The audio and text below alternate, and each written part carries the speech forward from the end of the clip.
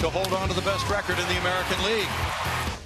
Tonight, Colin McHugh takes the mound in search of revenge from a loss to the Orioles last week in Baltimore.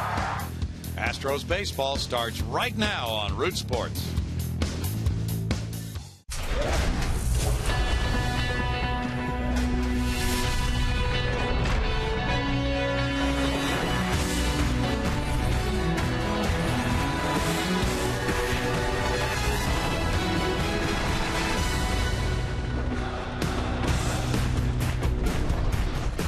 Live from Minute Maid Park in Houston, Texas, Root Sports brings you Houston Astros baseball. Tonight it's Game 2 of a 4-game series between the first-place Astros and the Baltimore Orioles. Good evening, everybody. The roof will be open again tonight. Bill Brown and Alan Ashby to be joined soon by Julia Morales. In Game 2 of this series, the Astros won last night 5-2 with airtight relief work, Ash. Boy, it's been that way so many of the games this year.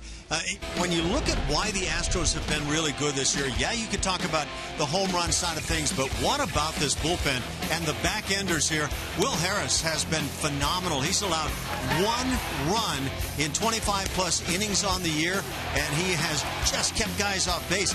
Another aspect of this bullpen, and you continue to see Will Harris get the outs from last night. Pat Neshek, by the way, has not walked a man on the season, so the whips are very low. And we're talking about the guys who reach base via the walk or the hit per inning, and these guys, they've got 5 out of the bullpen, the mainstay guys who have whips below the 1 mark. So it's been really quite a run for the team, and these guys need to keep it rolling. Jack in the Box brings you inside the box score, shows you a bullpen operating at a historic rate for strikeout to walk ratio. It's been something and quite a ride provided by those relievers. Coming up, Julia talks about the guys who support these pitchers, the defensive aspect. Comes your way next.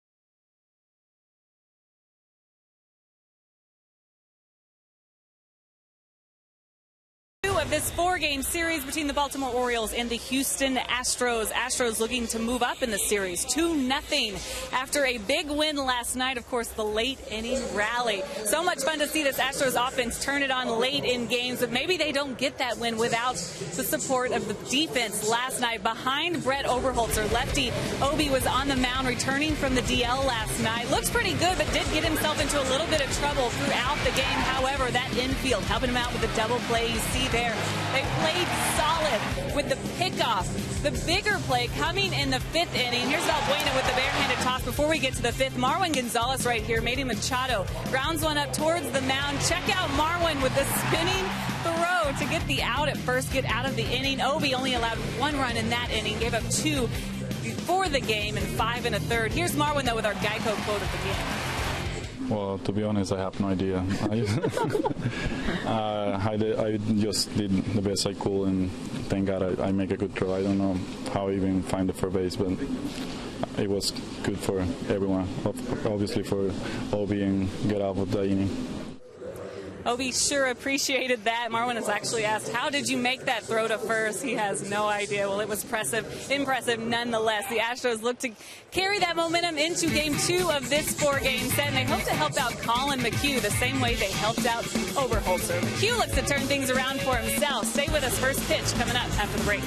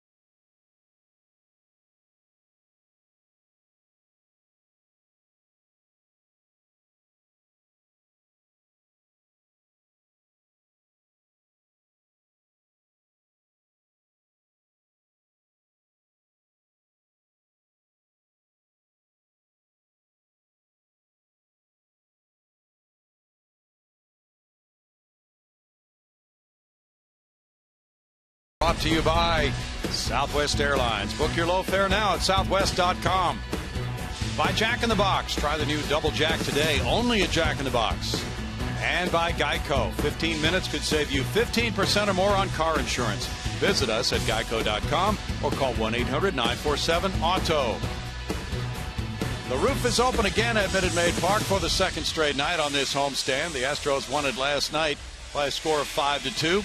So on this homestand, now they're 2-2 after dropping 2 of 3 to the White Sox over the weekend. People coming in to see Game 2 of this 4-game set. Tomorrow night in Game 3, it's a 7:10 start for Lance McCullers and Miguel Gonzalez. The finale Thursday at 1:10 matches Dallas Keuchel and Wei-Yin Chen. With a pair of lefties pitching that night. Now it's the Astros taking the field with a 32-20 record. Through 52 games, they have tied their best start. That was accomplished by the 98 club, which won 102 games. Their .615 winning percentage is tops in the American League. They have a 4-game lead on the Los Angeles Angels of Anaheim. And they're 2-2 against Baltimore this season. Colin McHugh getting set to take his warm-up tosses to Hank Conger. And here's the lineup he'll be facing tonight for the visiting Orioles, who are 23-27, 3 games out of the lead in the AL East. Manny Machado is their leadoff man and their third baseman, with Travis Snyder in left field. Adam Jones plays center, batting third. The cleanup man is first baseman Chris Davis, with Delvin Young in right field, Jimmy Paredes at DH, Steve Pearce at second base, Ryan Flaherty the shortstop, Caleb Joseph is the catcher, and their pitcher will be Mike Wright. On the mound for the Astros, Colin McHugh trying to get it turned around and really tidy up his numbers. ERA about a run and a half above where it was last year. So, he's got more than that, and yet he's 5-2 on the year. Good whip at 1.24. 3-0 back in April. Here in May, or rather in the month gone by, May, 2-2 with that 5 ERA. So it's a brand new month for Colin, and we would love to turn back to the way things went last year and get the Astros another victory here this evening. Defensively behind Colin McHugh for Houston.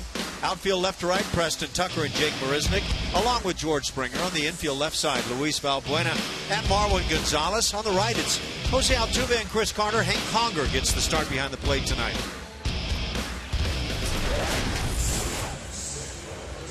Well, A.J. Hinch made a lot of moves in last night's game. He substituted liberally. He used the entire club. All 3 bench players got into the game. Bullpen came up big. And now tonight opens with Colin McHugh shooting for win number 6 of the year. And Conger will be the catcher. In that game last night, Jason Castro was hit by a pitch on the side of the right knee. So he's being held out of the game tonight. He's day to day. Manny Machado starts the night at .265. He has 8 homers, 22 runs batted in for Machado. He was 0 for 4 last night. McHugh starts him with strike 1 on the inside part of the plate. Adam Hamari is the home plate umpire with the sun streaming through. Not bad to see the 91-mile-an-hour heater to start the night. And the curveball follows. It's good for a strike, and it's 0-2 to Machado. When Colin's got that pitch working, oftentimes the strikeouts will mount. Curveball's been an awfully big pitch for him. That one sails high, and it's a 1-ball, 2-strike count. The Orioles have averaged 4.2 runs per game. They are 10th in runs scored in the American League.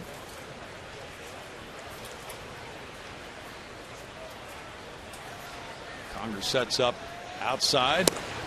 Pitch missing low and away, and it's a 2-ball, 2-strike count to Machado. Machado's hit .299 in his last 37 games. Has a .327 on base average. That's up the middle. Clean single to center field by Machado. Fell behind 0-2, worked his way back to a 2-2 pitch and got a good result. He's aboard for Snyder now. Not a bad pitch, but just going right with it. Back up the middle. Manny Machado, a very good major league hitter. The Astros maybe trying to get that double play. They've been so good defensively. Machado with 7 steals and 8 tries will be taking his lead as Snyder settles into the box. Travis, a .262 hitter, has 1 homer, 10 runs batted in. He was 0 for 3 in the series in Baltimore. Did not play last night. Ground ball, double play ball. Altuve backhanded flip. There's the turn by Marwin Gonzalez. 4-6-3. 2 outs. All you have to do is ask. This defense just gets it done, Brownie. You saw that one coming, didn't you? And the nice little backhand feed there by Altuve. They worked on a lot of infield stuff before batting practice today. They have been awfully steady, and I think that the work that's gone into things certainly paying off. There's that sure backhanded flip right there. In a good spot for the shortstop to turn it. That's a 53rd double play the Astros have turned this season. Now Adam Jones follows. Jones has been troubled by a right ankle injury from coming into home plate a few days ago. There's ball 1. He's been doing some DHing. And that was the case in last night's game as he was 0 for 3, walked and scored a run.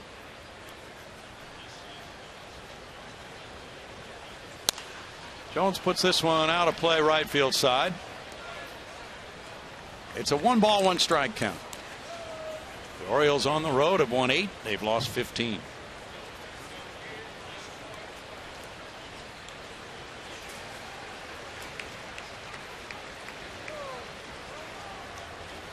We're just about the 1/3 mark of the season.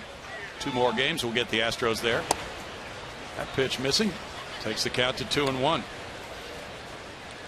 It has been quite a start for this Houston club. Starting pitching 19-14 with a 4.15 ERA. McHugh came out of the gate very well. Foul back. Since he joined the Astros rotation April 22nd, 2014, he's gone 16-11 with a 3.17 ERA. You know, a lot of people will say 54 games, third of the season. That's about what they'd like to see to determine where they think teams have a chance to finish in that given year. And yet I would say with the Astros and other teams, when you look around Major League Baseball this year, I think for Houston specifically, it's just a great opportunity. I don't know that you can say, okay, they've proven that they're a championship flight club, but they have proven that they can play with the other teams. That I will say.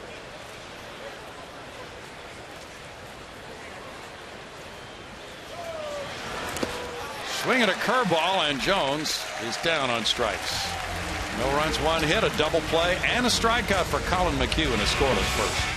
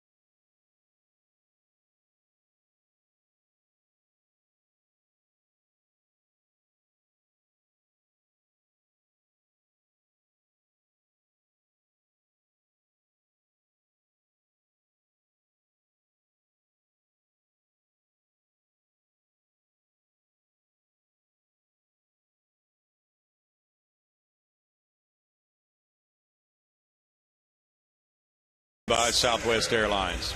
George Springer has been leading off the last few games. That's where he is in this lineup today, brought to you by Southwest Airlines. Springer's in right field. Jose Altuve at second base. Preston Tucker batting third as the left fielder. The cleanup man is DH Evan Gattis, with Luis Valbuena at third base. Chris Carter at first. Hank Conger the catcher. Marwin Gonzalez at shortstop. Jake Marisnick in center field. And on the mound, it's 25-year-old right-hander Mike Wright. Just his 4th Major League start, and he's been really good in 2 of the other 3 to this point. In fact, shutout efforts through 7 and 7 1/3 innings. 1 against the Angels, 1 against the Marlins. So the young man has very good stuff. Fastball up to 97 miles an hour. George Springer goes for the first one, puts it in the air to shallow center field. Steve Pearce, the second baseman, peels away. Adam Jones makes the catch. 1 pitch, 1 out. Defensively for the O's behind Wright. In the outfield left to right, Travis Snyder, Adam Jones, and Delman Young. On the infield left side, Manny Machado and Ryan Flaherty. On the right, it's Steve Pearce and Chris Davis. Behind the plate once again, Caleb Joseph. Jose Altuve moves into the batter's box now.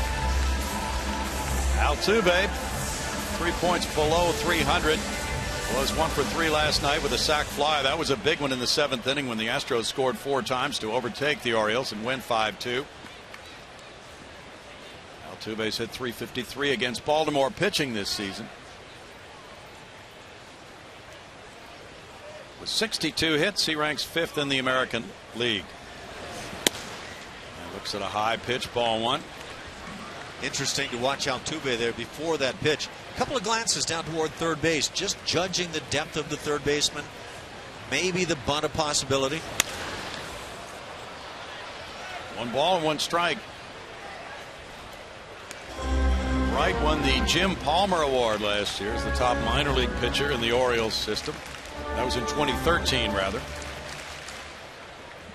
He was among the Eastern League leaders, and last year he was at AAA Norfolk.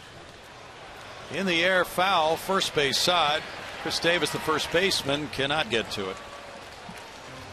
1 ball, 2 strikes for Altuve as they get a souvenir. Well, the numbers are really nice on Wright so far through the 3 previous starts. He's allowed, well, only 13 hits in 19 1/3 innings. Doesn't walk many. In fact, he's walked 3, 2 of those intentional.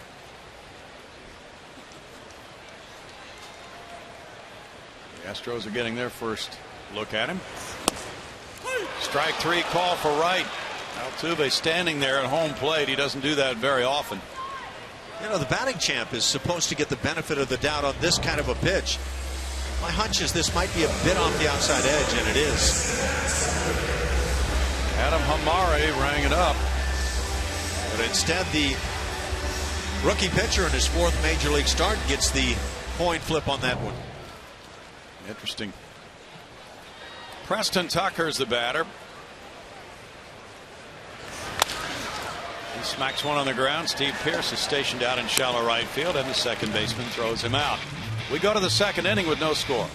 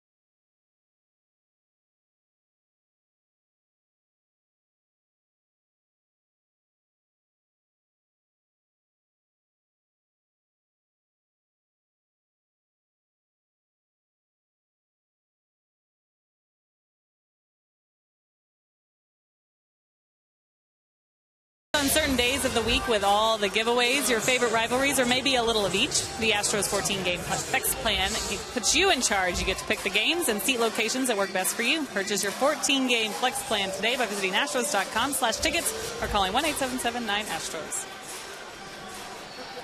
All right, Julia, thank you for that. One of the views from around Minute Maid Park. Looking in from right field, from behind George Springer as the 2nd inning is about to open with Chris Davis batting. In a 0-0 game, Colin McHugh works to Davis, who has a .227 average, 12 homers, 31 runs batted in for the slugging first sacker. He was 1 for 4 with an RBI last night. Fastball fouled away. There's strike 1 on Davis. Davis hit a 2-run homer off McHugh in Baltimore in Colin's last start. Colin giving up 9 hits and 4 runs in 6 innings. And getting a no decision in a game the Astros lost 5-4. That's up and in for a ball. In fact, he gave up back-to-back homers in a 4-run 4th to Davis and Steve Pearce, allowing all 4 runs in 1 inning in that game.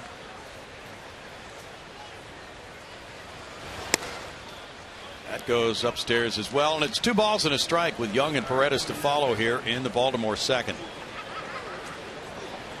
The Orioles have won the last 7 series from the Astros. since 03. Now 3 balls and a strike.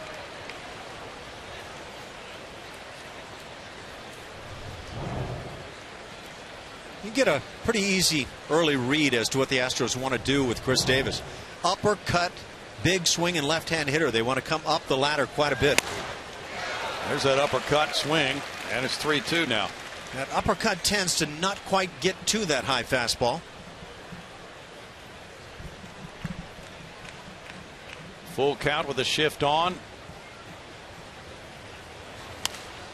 And Davis puts that one out of play. Of course, the danger is as you try to pitch up there, if you get 3 balls, it's hard to get the strike called on that pitch.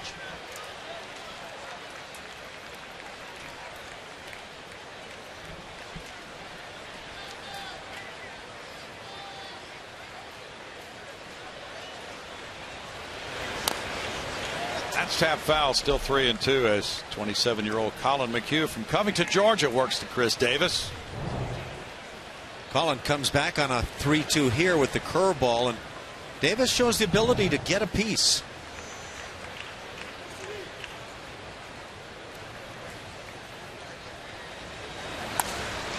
That one was right there in the hitting zone, but he couldn't do much with it except foul it. Still alive at 3-2 though. Looked like that little cutter, so he's gone 4-seamer, over the top curveball and little cutter, and Davis finding a way to stay alive. That cut fastball would counteract that swing.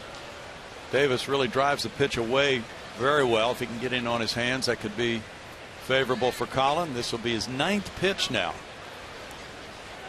to Davis. So Davis has seen just about everything he has to this point.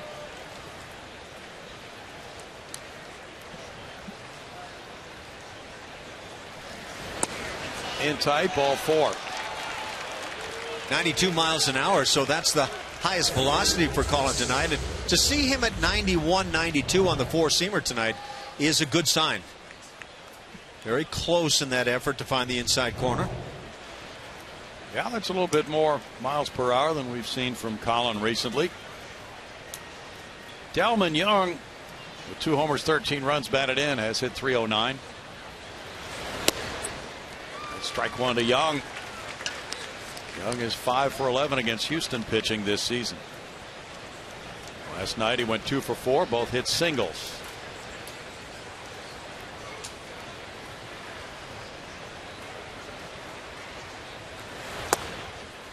Conger reached back for that one, and it's ball 1. 1 ball, 1 strike. Yeah, a little unusual style gloving that ball. A lot of catchers, most, don't like opening the hand on the left-hand side. 1-2.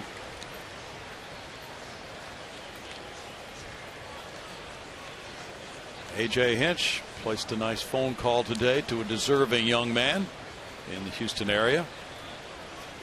Lucan Baker, a pitcher and first baseman. The Gatorade National Player of the Year. Congratulations to him. Marlon Gonzalez to his right. Quick flip to Altuve. He guns to first, throws it by Carter, but no harm done on that. Out number 1 goes from 6 to 4 at second base. What turned out to be an impossible double play opportunity, but Altuve doesn't know the meaning of the word, so he tried to get rid of it quickly with the runner right on him. And Marwin did all he could, but with that ball not hit sharply and moving to his right, all he could do was get it to Jose quickly. And that's wise for Altuve to back off the bag. Let the bag be the shield between him and the base runner. It is. And probably everything okay, and second baseman saying, yeah, I'm fine, and that was good. Jimmy Paredes is the batter. He was a pinch hitter in last night's game and struck out for the final out. Former Astro looks at ball 1 upstairs. At one point he was leading the league in batting average, but he's at .312 now. He's come back down to earth a little bit. Nonetheless, good numbers. 6 homers, 25 runs batted in for Jimmy. 0 for his last 9. He's been chasing some high stuff. 1 ball, 1 strike. Jimmy's always been an aggressive hitter back to his Astros days. They got him in a trade with the Yankees. 17 of his 49 hits have been for extra bases, though. It's been a very potent start for Jimmy. He was a .234 lifetime major league hitter when this season began. He's 26.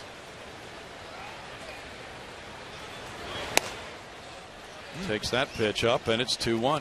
You got catchers setting up inside, getting the pitch back the other way, and it's hard to get umpires to bend on that.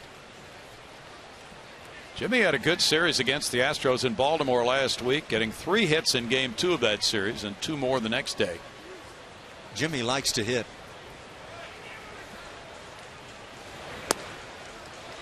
That's a strike call. 2-2. Referencing a little Seinfeld action from years gone by. There's another case. Conger sets up away, and the pitch back toward the inside corner. Maybe a seam catching the corner of that strike zone. Slowly hit and on through the shift into right center field. Young has a chance to go to third. George Springer fires in low. Not in time. A single by Paredes, and it's first and third with 1 out for Steve Pearce now. That ball had some funky spin on it. Wasn't hit that hard, but he found a hole. Got the feeling that both infielders on that right side of the infield thought it was the other fella's ball. Yep. Just kind of a squib shot that finds its way right through the straight up second base spot. I don't think he even caught enough of this ball to break his bat with. And it might have been Marwin with the best shot.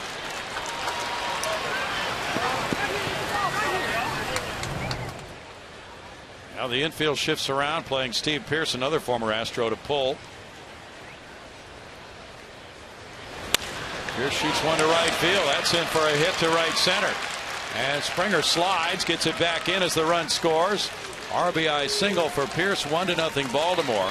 19th run batted in for Pearce. A good play by Springer to hold Pearce to a single. Paredes went first to third on the hit. Yeah, that was a nice play in right field, but you can see that Pearce was going that way all the way. Maybe seeing a golden opportunity. Springer hustles into the ball, gets rid of it quickly. Well, that infield wide open, and you can see Pearce was gunning toward the right field side. Ryan Flaherty bats next. Infield plays him to pull. 276, 2 homers, 5 runs batted in for Flaherty. He had a single and an RBI triple in 3 at bats last night. Buena's keeping the runner close to third. Paredes. That's out to center field. Marisnick backing on it. Marisnick on the run. It gets by him. Rolls all the way up the hill. At least 2 runs will score on this. Here's the throw into Marwin, and he relays it on to third, and it's safe at third. 3-0 Baltimore. 2-run triple for Flaherty. His second triple in the last 3 at bats. And second of the season for Flaherty. Marisnick was giving chase, almost got it as he lunged in deep center. And with Flaherty not being the well-known power hitter, you had Marisnick playing fairly shallow in center, just could not get back to it. He can glide, but he couldn't quite glide enough to get to this ball. Now the infield comes in. Caleb Joseph is the batter with 1 out and a runner at third. That's strike 1 to Joseph. 256, 4 homers, 18 runs batted in. Joseph last night was 1 for 3.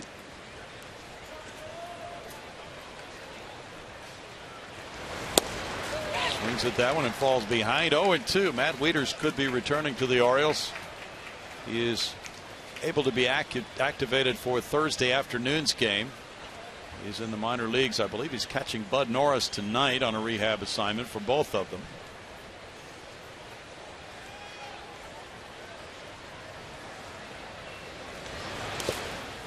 Curveball in the dirt takes the count to 1-2.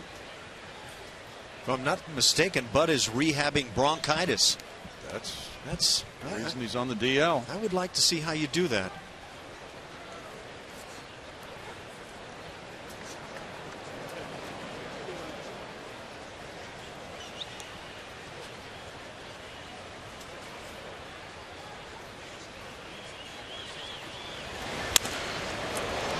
Foul ball keeps the count at 1 ball 2 strikes on Caleb Joseph. Well, with the Orioles 23 and 27, they're trying to get back toward the top of the mix in the AL East. Right now, the Yankees hold down the top spot. They're a game in front of Tampa Bay, and Baltimore's in the number 3 position, followed by Toronto and Boston, but they're all within 4.5 of each other.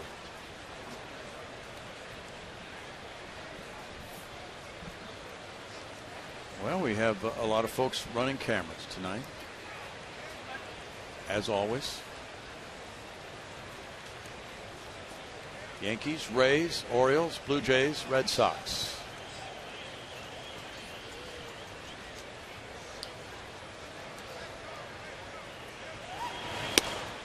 Outside for a ball. We were talking a little earlier about what 54 games, third of the season, might mean. That American League East might be flip-flopped of the way I might have guessed things to go, with a little coming out of spring training guess. Some people like Boston. Little roller to McHugh, and he tosses to Chris Carter. He checked the runner first, 2 outs. Now Machado comes up. Machado opened the game with a single to center field. Astros had a franchise record winning streak. They won 11 straight starts made by McHugh. That was through May 7th of this year. Then he lost at Detroit, giving up 3 runs in 7 innings. Got a no decision last time out in a loss. Curve is in for a strike. Brett Oberholzer rejoined the rotation last night. He went 5 1/3, giving up 2 runs.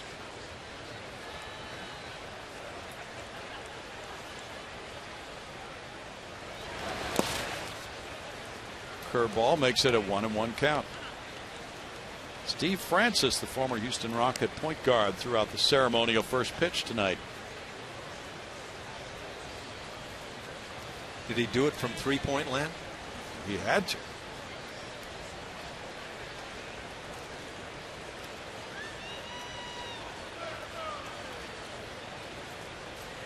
Reds 4, Phillies 1. They're in the bottom of the 5th in Philadelphia.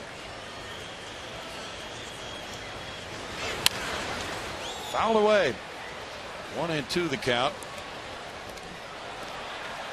Well, the big draft is coming up on Monday of amateur talent. A lot of stories continue to build about that. The Astros will have the number 2 and number 5 pick in the first round. Scouts are gathering here at Minute Maid Park to get ready for that big day. Curve again bounces, and it's 2 balls 2 strikes to Machado.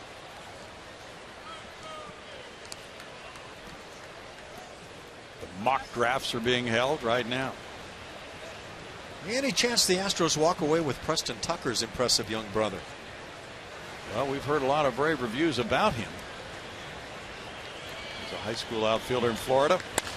With a line shot to left field, that'll make it 4-0 O's. On the single by Machado. Machado's 2 for 2. That's his 23rd run batted in, and the 4th hit of the evening. Of the inning, rather. 5th hit of the night. There's that curveball that so often gets swings and misses, and yet right here you can see Machado wait and then deliver. Right off the end of the bat. That's a couple of big hits in the inning that have come beyond the sweet spot on the bat.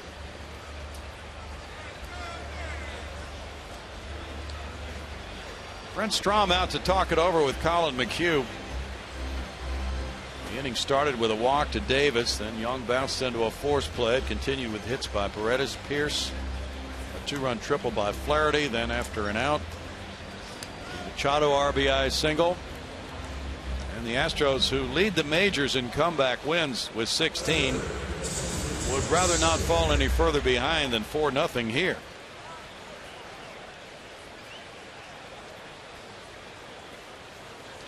Travis Snyder bounced into a 4-6-3 double play in the first inning.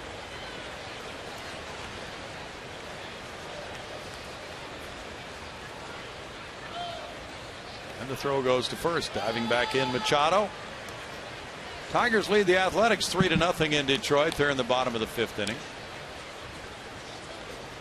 Twins and Red Sox are scoreless in the last of the 6th. They were rained out last night.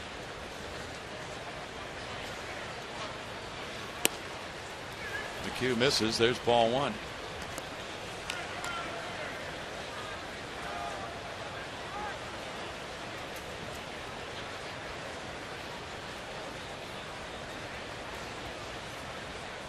Rangers lead the White Sox 4-0 in the 2nd inning. There's a little roller staying fair. McHugh sliding, can't grab it. Everybody's safe. My goodness. You can't hit it more off the end of the bat than this one. So that's 3 in the inning. And you couldn't lay down a better bunt than that. Nope. Our pitch by pitch is brought to you by Steel Dealers. Adam Jones in his first at bat of the night. Turned out to be 6 pitches as he eventually strikes out Colin McHugh. Kind of missing badly on a couple of pitches. Leaves one down the middle. It gets fouled off. Tries to get him with the curveball and eventually does so. Another one in the dirt. A nice job behind the plate by Hank Conger. But that curveball, generally speaking, a big strikeout pitch. Now the Orioles are batting around. Here's the 9th hitter of the inning, Jones, with strike 1. Jake Buchanan warming up for Houston.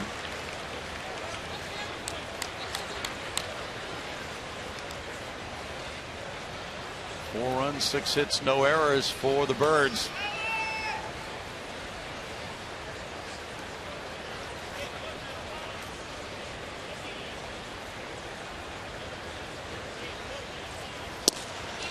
McHugh deals a strike, and it's 0-2 on Adam Jones. The Rangers have really put together a very nice month in May.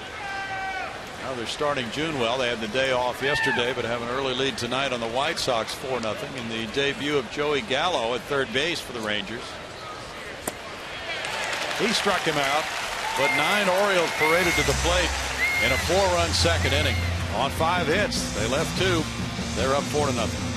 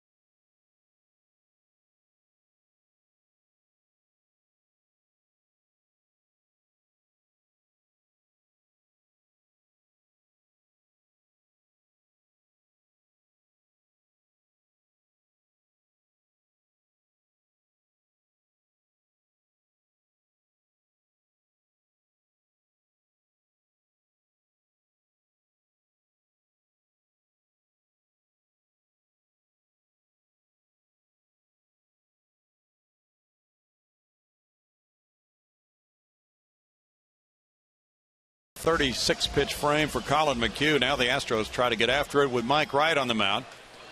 Wright had a low pitch first inning, and now with this big lead, he'll face Gaddis, Valbuena, and Carter in the 2nd. Astros hoping to really get something going here early with Gaddis starting it. He's on an 8-game hitting streak, 231, 11 homers, 33 runs batted in. During his 8-game streak, he's 14 for 32, 3 homers, 8 runs batted in. He takes a high one, and it's ball 1 to Gaddis.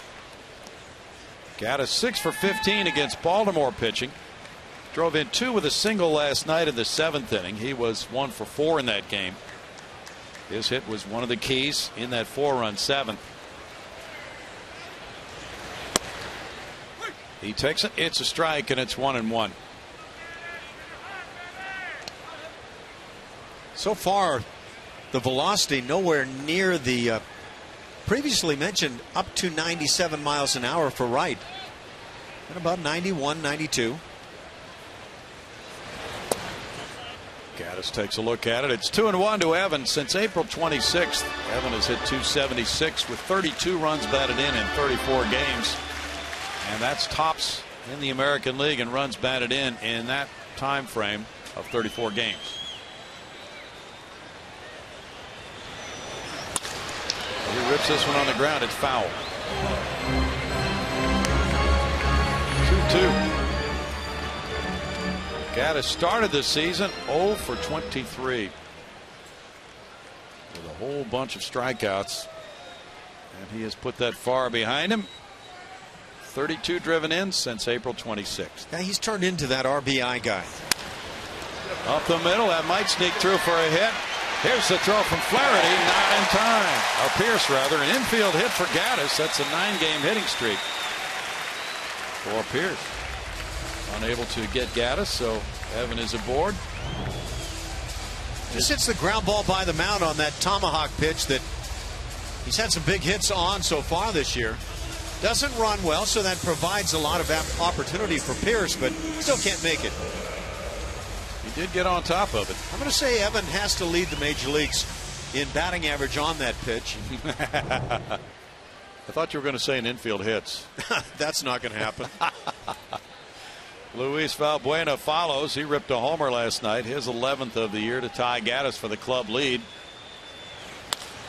This one headed for center field, backs up Adam Jones. Gaddis will go to first to tag. Jones with the big time arm will throw accurately into second. Pierce just blocked the ball, but by that time Gaddis was back at first, 1 out. So Wright now will face Chris Carter. Carter and Gaddis have gotten hot at the same time. They both had good RBI totals for the month of May. Carter with 27 for the season, to go with 8 homers and a 194 average.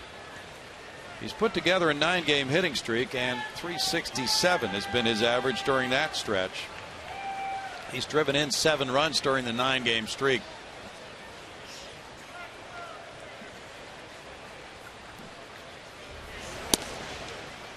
That's strike 1.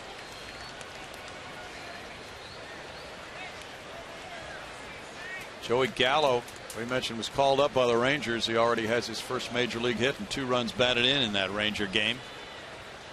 Taking over at third for Adrian Beltre, who's on the disabled list with a thumb injury.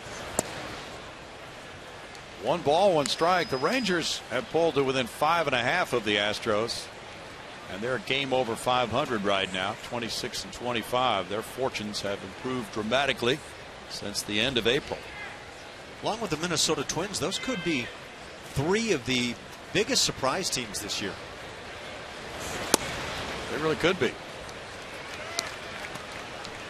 2 balls and a strike.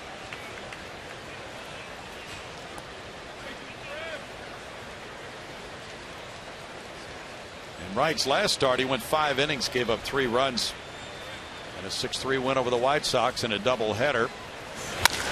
There's a shot to the left side, and Carter also extends his hitting streak, getting Gaddis to second. Sharp single for Carter, a 10-game streak for Chris. Quietly plugging along and trying to get off the interstate. At bats like this will get you off there quickly. His career-long streak is a 12-gamer last year. Hank Conger came off the bench last night. Jason Castro's knee stiffened, and Conger delivered a hit. That was in that 7th inning rally. He was 1 for 2.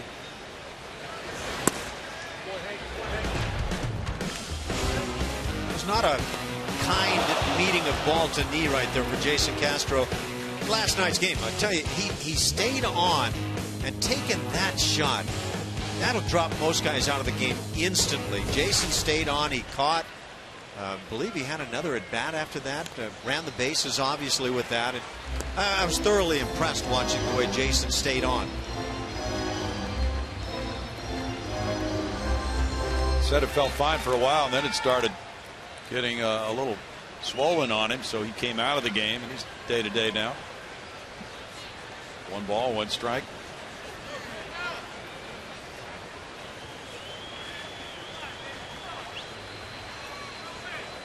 Conger's making his 14th start of the year. 2-1 when he's the starting catcher. The Astros are 7-6, and their ERA is 3.45. Temperatures dropping now as the sun is dropping in downtown Houston. Well, the Astros overall ERA is 3.57, so the numbers are pretty comparable. Yes, they are.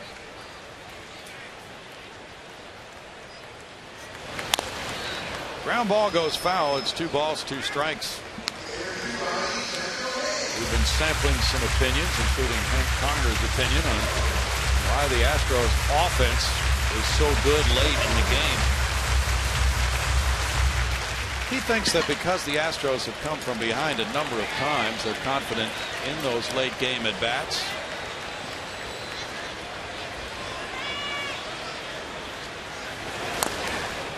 Fouled that one, hit it twice actually. And they did it again last night. They have scored 94 runs from the 7th inning on. And you have to keep in mind that's in 52 games. So really impressive. No extra credit for the double contact. Nope.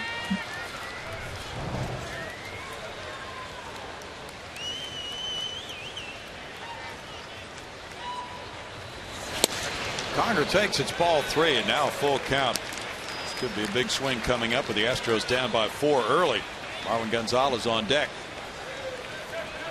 Not many may remember T.C. Chen, who became affectionately known as Two-Chip Chen at the U.S. Open. It was a tough circumstance. That's ball 4 to load the sacks for Marwin Gonzalez with 1 out. 2 singles and a walk give Gonzalez this bases loaded opportunity. One big swing will get you right back in this thing.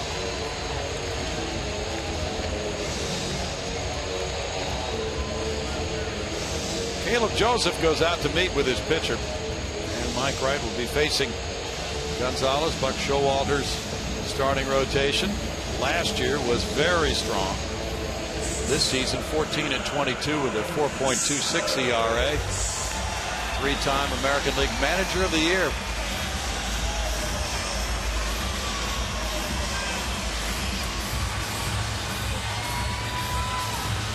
Buck is 4th in club history in managerial wins with 400.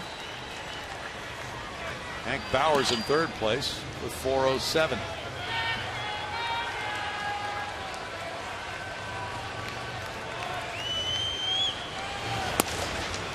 That is strike 1 to Marwin Gonzalez. The switch hitter, as a left-handed batter, is hitting .203.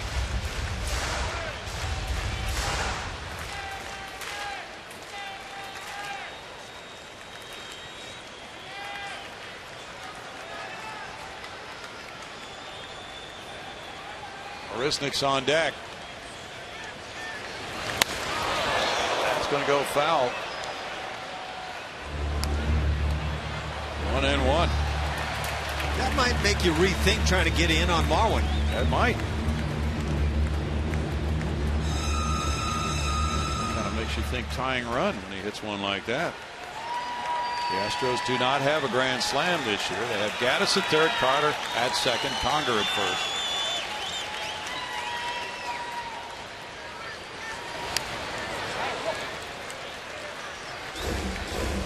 Still no balls, 2 strikes.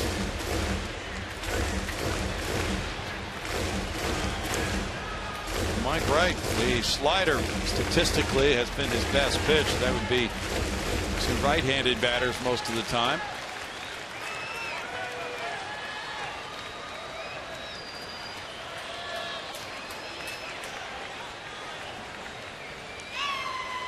Writes from Bennettsville, South Carolina, went to East Carolina University. High, 1-2. Mike is listed at 6'6". He was the third-round draft choice of the Orioles in 2011. And he's just starting to get loose, Brownie. Sorry, 95 on that heater. Well, you may feel that this situation calls for a few extra MPH.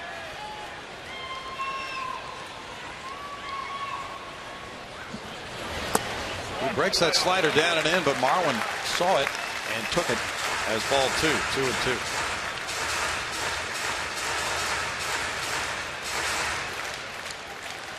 Nationals lead the Blue Jays 3-1 at Washington. They're in the 6th inning. Max Scherzer pitching for the Nats.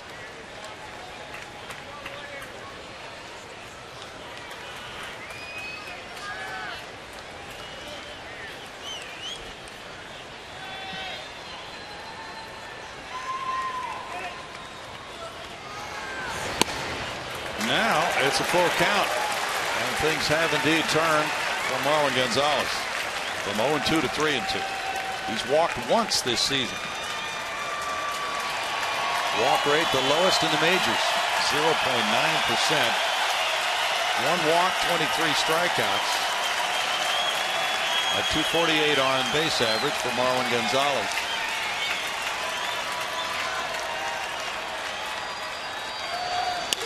Bouncer left side. Machado with a flip. There's Pierce, the middleman, on a double play. And Mike Wright was demonstrative, slapping his glove as the 2 outs were turned in to keep him in the lead, 4-0.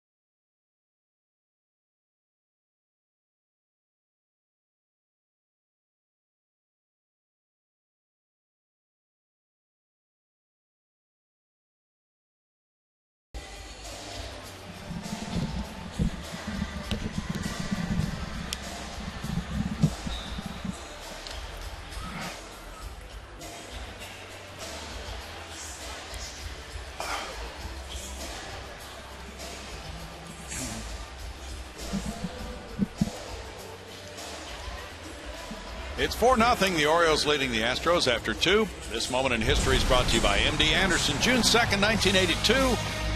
Astros catcher Alan Ashby hits a 3-run homer and then doubles in 2, driving in 5 and giving Nolan Ryan the win in a 6-4 victory over Les Expos.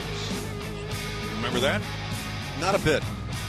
I was just hoping that maybe he thanked me at least that night. Would he have done that? Oh, I don't know.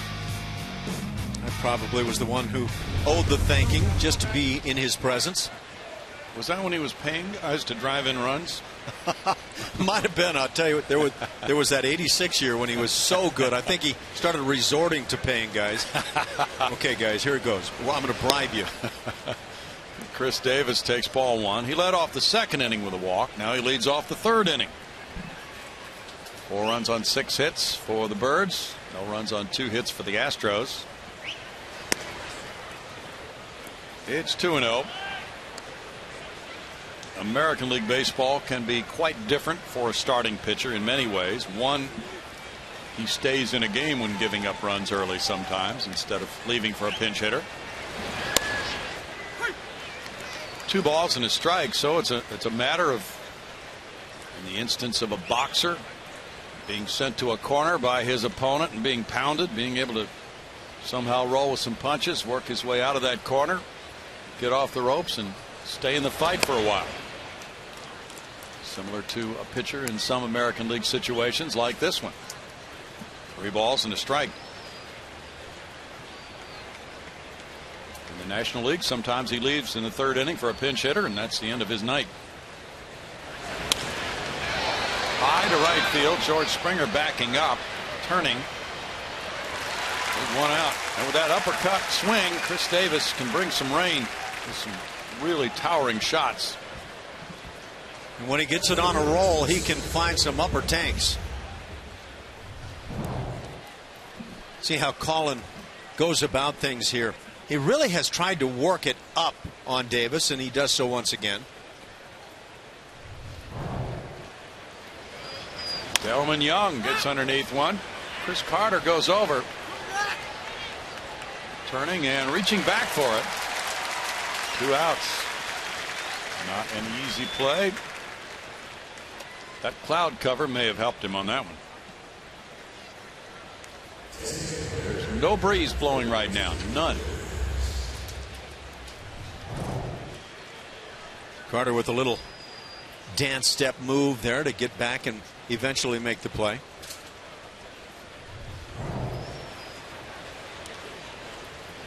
Some of those clouds a little darker in color, as you can see. That provides more of a contrast for the white baseball. Take the cloudy day any day over that completely clear blue sky. Oh boy. Strike to Jimmy Paredes. Remember some of those games in San Francisco? Oh my goodness. I have done my level best to forget every one I played there, but yeah. You'd be out at Candlestick and there's a clear blue sky above and the wind was howling. That's a bad combination. A bright sky and wind. I came tonight to try to have a good time, Bronny. And you brought up Candlestick. Yeah. I saw a pop fly go, and they had huge foul territories. Pop fly on the right side that Joe Morgan called. Enos Cabell right up against the railing at the end of the dugout made a sliding effort and came up empty. And that's how that wind could impact plays. Talking about probably 120 feet or so from where Joe Morgan initially said, I got it, I think. Paredes strikes out. Colin McHugh bounces back to have a 1-2-3 inning and strikeout number 3. 4-0 Baltimore.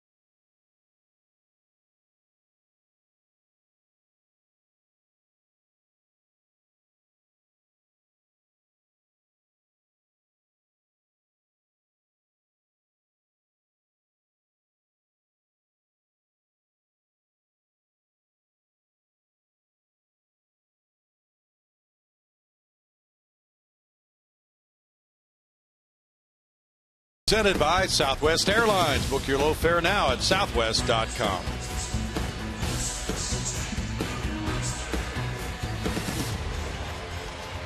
For nothing, the Orioles lead it. The Astros will be batting in the home 3rd inning against Mike Wright, who faced a bases loaded 1-out situation.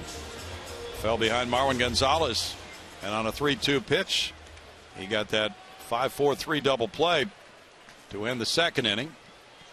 Fans are getting fortified now as the Astros come up in the 3rd with Jake Marisnick.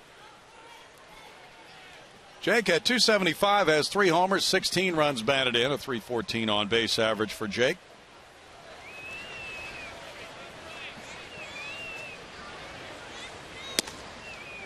That's ball 1 to him. Saw a lot of media folks out here tonight doing interviews. Local TV anchors, Mark Berman, Greg Bailey, Randy McElroy, all here interviewing Astros players before this game tonight. 1 ball, 1 strike. Trying to get some answers to this team's success at 32-20. Can they keep doing it? That's a question a lot of people are asking. They're asking the same thing of the Twins. You talked about the Texas Rangers. They're a totally different team now. 2 balls and a strike. I think that might have been my safest guess in the division, is that the Rangers would take up the basement. Yeah. Yeah, they've been really shocking to many people. Jeff Bannister, new manager up there. And boy, what a job he's done. Just like A.J. Hinch here. And Paul Molitor with the Twins. 3 new skippers all taking hold with their programs. 3-2 now to Marisnik.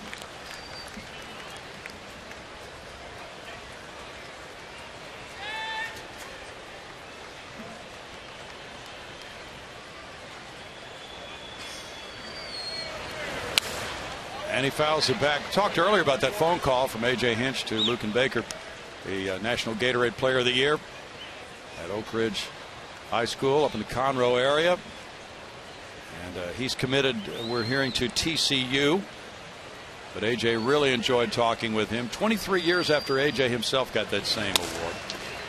Tap to the left side. And hurrying, here's Flaherty. Oh, they get the out call. Marisnik can't believe it. He wants a challenge on this.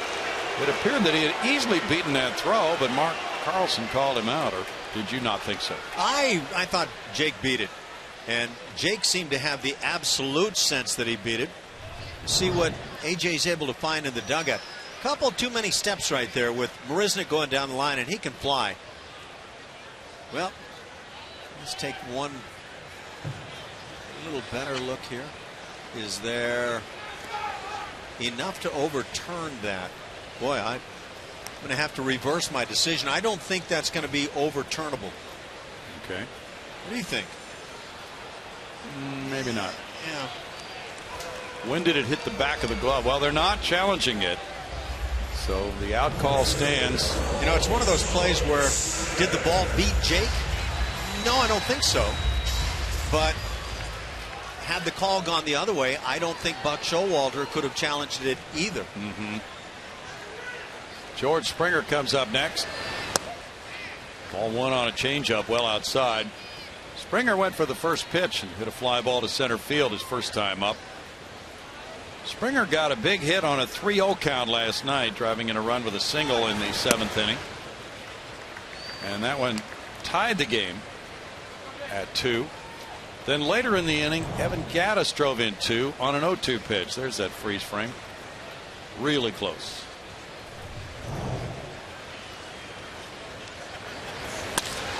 It's a liner into left center field. Springer's aboard. He picked on the 2-0 offering that time. 3-0 last night. He ripped one up the middle. You know, that was the first time a major league team has had RBI hits on 3-0 and 0-2 counts in the same inning last night. You know, when you get that 2-0 count, and we've seen it and said it so many times with George, but that's when you want to get your best swing. Look for a particular pitch and air it out when you get it. And George is starting to do that with success. Now the Astros trying to stir up some trouble for Mike Wright. They did that the last inning, but then he got the double play ball on Gonzalez. Altuve struck out looking. He really was disappointed with that call from Adam Hamari, his first time up. Mike Wright opened his major league career with 14 1/3 innings of scoreless baseball. Fly ball over shortstop, down into left center field for a hit. Here's Springer going to third. Nope. James on the brakes, and it's a good thing he did. The throw from Travis Snyder was on target. Machado came off the bag to catch it, and it's back-to-back singles by Springer and Altuve. That took some kind of athletic move there at second base or beyond the bag for George Springer. And what is this, on the end of the bat night? Yep. For both ball clubs. Altuve takes advantage on one of those. But Springer going around the bag like he had every intent to get to third base. But the athlete steps in and gets back to the bag safely. A lot of guys would have that ability. Ken Caminiti used to do that. Yeah, he did. Good way to reverse field and get back. Former MVP Ken Caminiti. Preston Tucker bats. He grounded out to second in the first.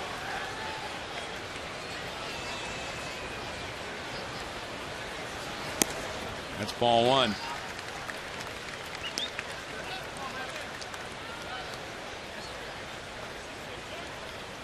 Another big situation for the Astros if they're to get back in this game trailing 4-0. They have 4 hits.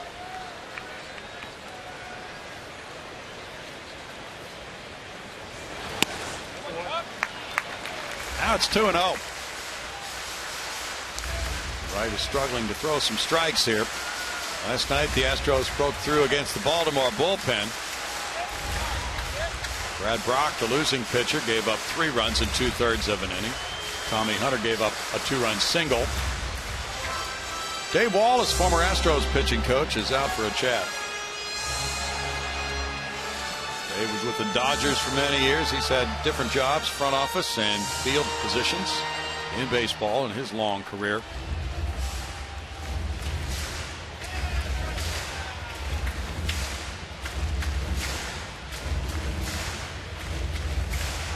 We saw the Astros in the second inning, had the bases jammed, came out without anything on the board. Get some opportunities early in the ball game to get some big swings. It's a guy that can come up with one. Good night last night for the Astros with men in scoring position. They're hitting .240 as a team in those situations coming into this game. Tucker took a big cut, foul tipped it into the mid of Joseph. 2-1.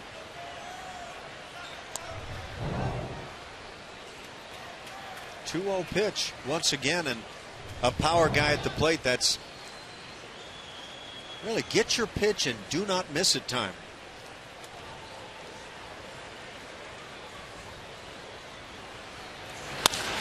Ground ball sharply. Bat hop into right center field. That's a break for the Astros. They get a run home with Springer scoring it. That ball was scalded, but Pierce was moving over in front of it, and then it almost decapitated him on the bad hop. Tucker drives in Springer, gets Altuve to third, and the Astros trail 4-1 on what's ruled a single. That was nearly a lip laser right there. Ball was really stung. But oftentimes when you really sting it, that's when you'll hit into the double play. Watch this thing take off.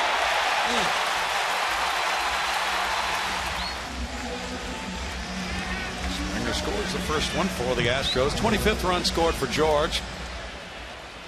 Pierce getting set up now with Evan Gattis, the batter.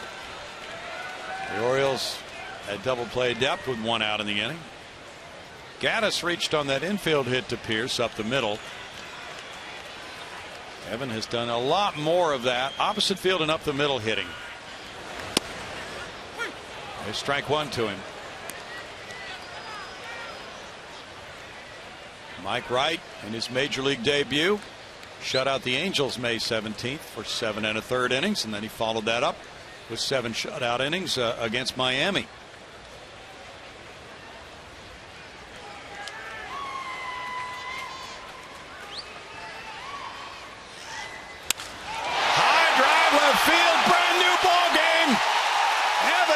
A 3-run shot to tie it at 4.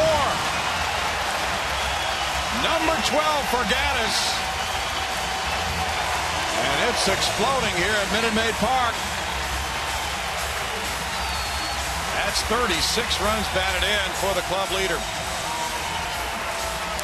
I'll tell you what, there are these guys that believe they drive in runs. And that's who Evan Gattis is to me. And you can see it at times at the plate. He wants that chance to get the big swing. There are others who want to be able to draw walks and whatever the case may be, but That's what he lives for right there. Luis Valbuena follows. There's ball one, and the lead has disappeared quickly for Baltimore. Valbuena hit a fly ball to center. Oh, that makes the game fun. And no doubt about it. There's a drive to right field. Valbuena's going to give the Astros the lead. 5-4 Houston here in an explosive third. Back-to-back homers for the Astros. Valbuena matches Gaddis with his 12th. Well, he's become quite a power source. Batting average below what he would like. He's played a solid third base, but that long ball comes into play.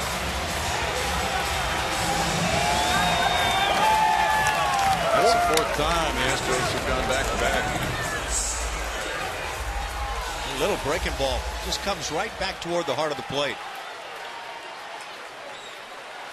And now quickly a 5-4 lead. And this place is electric now. Chris Carter, the batter. He singled to left. His strike one to him. Wright had surrendered 2 homers in his first 21 and a third major league innings. And now 2, just a couple of pitches apart. 4th set of back-to-back homers for the Astros. Carter with a strike. Ball behind. 0-2. Gaddis touched it off with number 12, and then Valbuena followed 2 pitches later with number 12.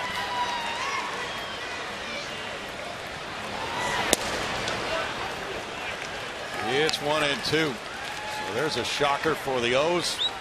They turned aside the Astros with that bases loaded opportunity in the second. Chaz Rowe is warming up in their bullpen, a right-hander. Carter's down on strikes.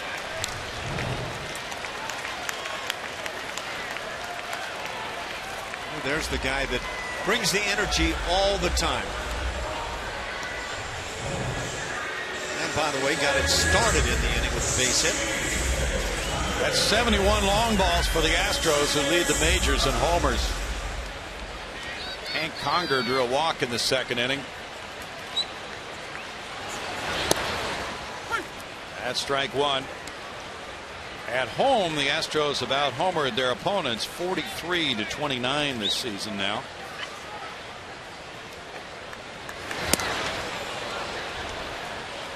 No balls, 2 strikes to Conger.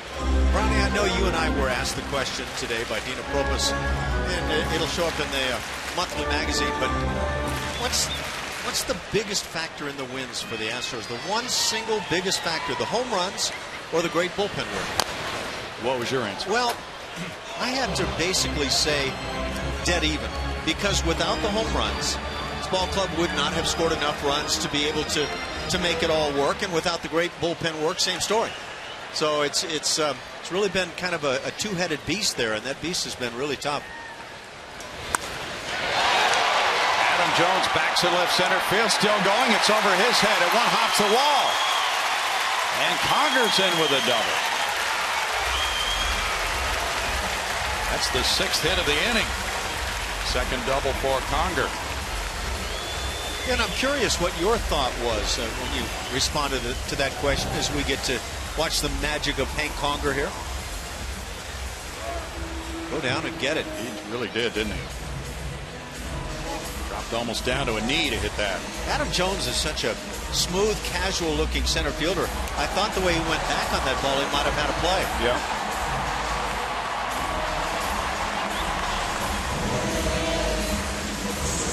Well, I think you've hit on something very interesting. Marwin Gonzalez now the 9th man to bat. So both teams have batted around here in the first 3 innings. Marwin bounced into that double play in the second. Now 2 outs. He'll try to drive home Conger with Marisnik on deck. In tight, ball 1. I think it's a very good team. There are games in which the explosiveness with the home runs and some walks and other hits thrown in have made the bullpen unnecessary, but the bullpen has been absolutely terrific on a major league record pace for some statistics this year. So they've had to rescue many a game as well. And in fact, the hitting coach Alan Zinter said he feels that the biggest factor in the clutch come from behind hitting of this club in the late innings has been the bullpen keeping it close. He said if we're only 1 run down in the 7th, it makes it a whole lot easier to have good at bats than if we were 3 runs down. Bouncer Steve Pearce backhanding. And what an inning for the Astros. They put a 5 spot on Baltimore with 6 hits, including back-to-back bombs. Gaddis, number 12. Valbuena's not going to let him top him. He answers with number 12. It's 5-4.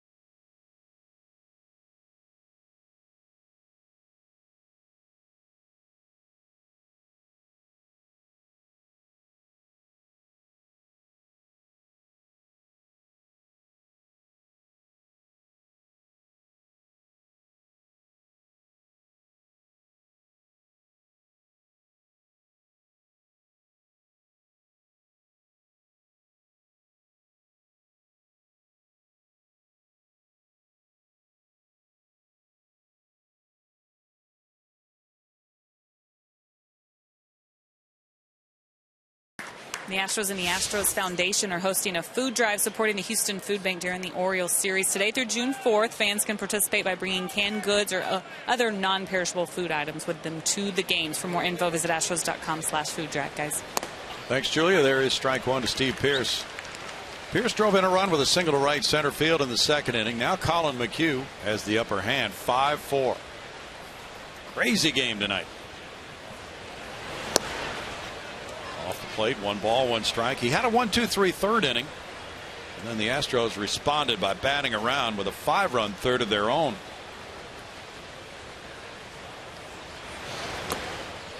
Curveball missing takes the count to 2-1 with Flaherty and Joseph to follow Pearce. Dodgers lead the Rockies at Colorado. It's 4-0 in the middle of the 3rd inning. With Zach Greinke on the mound. Adrian Gonzalez hit his 11th. Kike Hernandez, number 2. Fly ball left field. Preston Tucker back. 1 out. Thanks for the Kike news there. He became quite a fan last year. Yeah. Jock Peterson hit his 16th tonight. Leads all rookies in home runs. Now Flaherty, Ryan with the 2-run triple in the 2nd inning. As the 4-run 2nd for Baltimore, 5-run 3rd for Houston. That's what makes this an unusual game. Both teams explosive. And it's ball 1.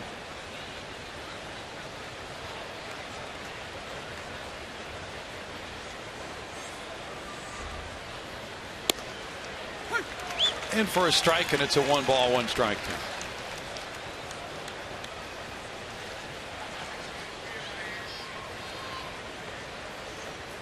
Dodgers are 21-8 against the Rockies since the beginning of 2014.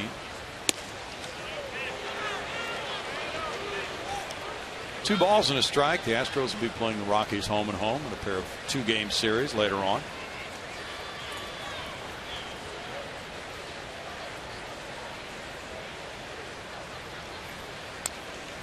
Foul back, 2-2. Back to your question, the one we were asked in the broadcasters roundtable about what's been the most important component of the team. It's kind of a hedge, but I think that it's a team. Some nights the relief pitchers need to step up, others the hitters need to come from behind, and it's just functioned well as a team. Struck him out. Oh, what a hedge that answer is. Yeah, that's a hedge. Well, it's true. Yeah, you can't make one happen without the other. Colin McHugh maybe trying to settle in and find his groove once again. He's retired 6 in a row. Caleb Joseph grounded back to McHugh. Here are a couple of numbers for you. The Astros bullpen has the highest strikeout rate in Major League history, 28.8%. And their walk rate of 6.2% is among the 25 best in Major League history. You know, that strikeout number surprises me. Yeah, because it's not a bullpen filled with 98-mile-per-hour. Exactly. Throwers. And I think of the Kansas City, the Royals bullpen last year. They had that type of arm you just referenced. They did. Right on through, and I would have thought that kind of bullpen would be really the leader in terms of strikeouts. True. 1-2. Statistically, the Royals bullpen has a lower ERA. Oh, they've been lights out once again. But they are the only better ERA bullpen. Beautiful night out there, Ash. Temperature drop Yes, it is. Very comfortable right now. Only 36 walks for the Astros relievers in 157 innings. The Astros pitchers as a whole are second in fewest walks in the American League. That's been a big part of what's been happening here. McHugh had a leadoff walk in the last inning. That's his only walk of this game. Curveball is tapped foul.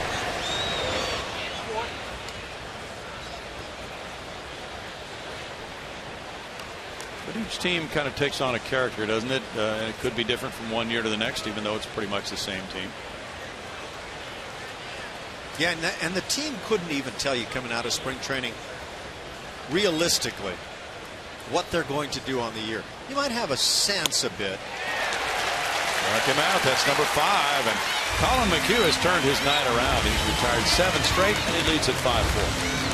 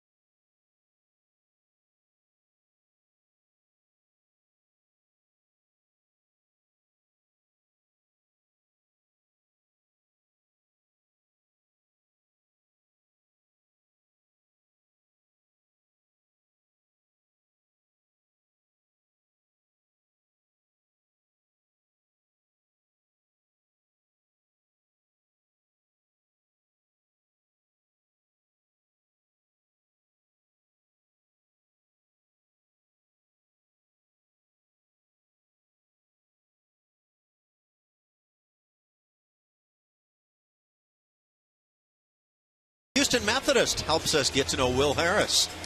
Well, let's find out about Will.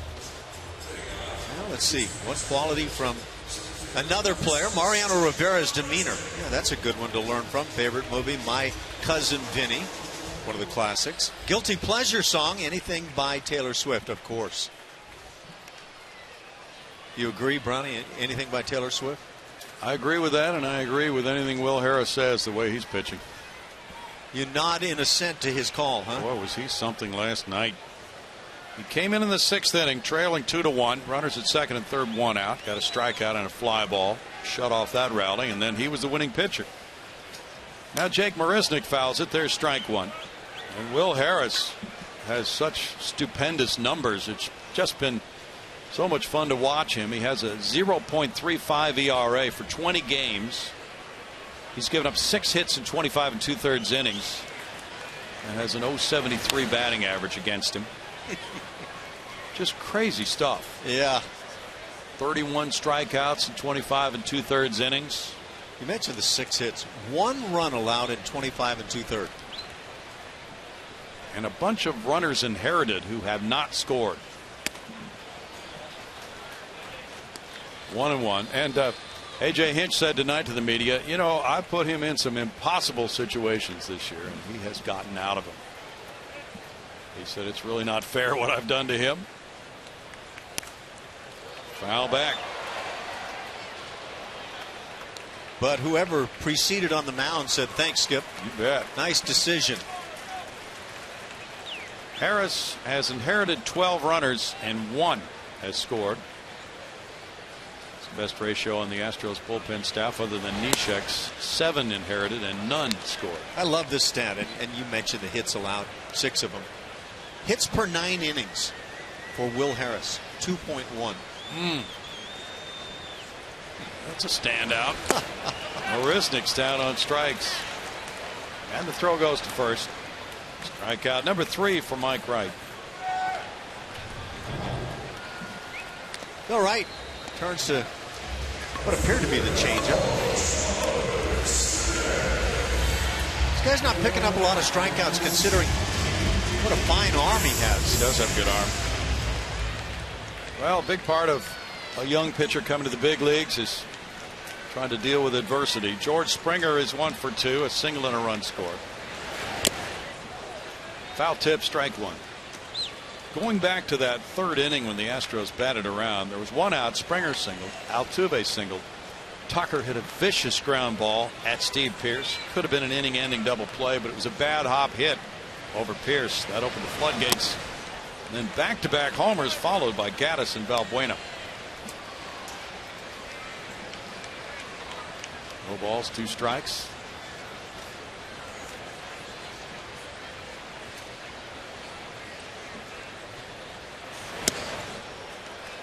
One and 2. Another few notes on Will Harris. He has a 58% ground ball rate. And his combination of the cutter upstairs and the curveball downstairs has just been devastating in changing the eye level of the hitters. So he should get a night off, right? 1 and 2. I don't know if you can afford to give him a night off. I think we got to go 162 with Will this year. That's the temptation when there's a hot hand like him. Can you change the eye level on eyes that are rolling around in one's head? Fly ball behind second. Adam Jones moving in. 2 down. We talked about it earlier with so many American League starting pitchers. They in effect have to act as their own long men if things are to go well, and usually managers do give them a chance to do that, even though they gave up a crooked number early in the game. So Wright is trying to do what McHugh has done tonight, and here's Altuve. He's 1 for 2. Joey Gallo of Texas has connected for his first major league homer already. He's been a big home run hitter in the minor leagues. 7-2 Rangers over the White Sox in the 5th. There is strike 1 to Altuve. Changeup starting to look pretty good for Wright. To his credit, he is not scrapping it. Gallo hit number 1 of his career off Jeff Samardzija of the White Sox. He's been torched for 7 earned runs in 4 2/3 innings. 1 ball, 1 strike. Colby Lewis got the start for Texas tonight. Shin-Soo Choo hit his 8th home run off Samardzija. That one goes back out of play. We have the makings of a pennant race in the AL West shaping up for the summer.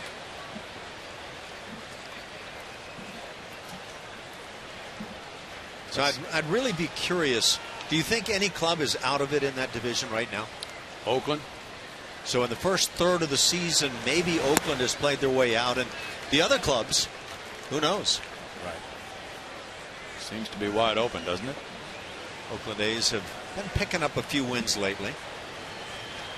King Felix got crushed last night by the Yankees. That he did. That was not a good sign for Seattle. 3-2 to Altuve. Yeah, Hernandez's numbers were right there with Dallas Keuchel, Sonny Gray in terms of best ERA in the league, but took a little bruising.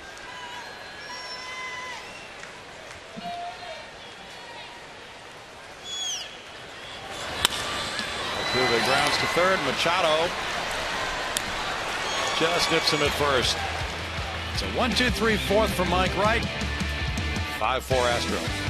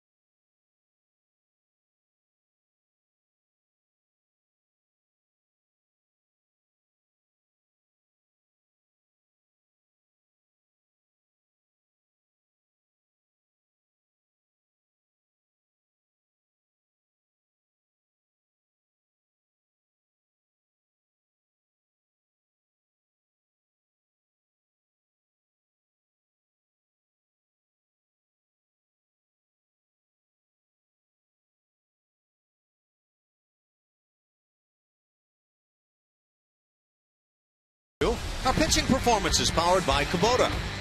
Talking about Will Harris. I don't want to talk about Will Smith. Will Harris and how great he has been this year. Last night came on part of a bullpen that went 3+ innings of scoreless baseball. Got out of a big inning with that fly ball to right field. And just keeps tearing up the hitters around the major leagues. 6 hits allowed in 25 2/3 innings. Will Harris has been a stud in the pen. The Astros lead at 5-4. The Orioles bat in the 5th inning, top of the order. Machado batting. He's 2 for 2 with an RBI. Showing butt. He takes the big looping curve, and it's strike 1. Colin McHugh has set down 7 in a row. Baltimore picked up 4 runs on 5 hits in the 2nd inning, 2 on a triple by Flaherty. Fastball is punched foul. No balls, 2 strikes. Lance McCullers 1-0 with a 2.40 ERA, and Miguel Gonzalez 5-3 with a 3.48 are the starting pitchers tomorrow night at 7:10. Pre-game at 6:30. Fouled away. Still 0-2 on Machado.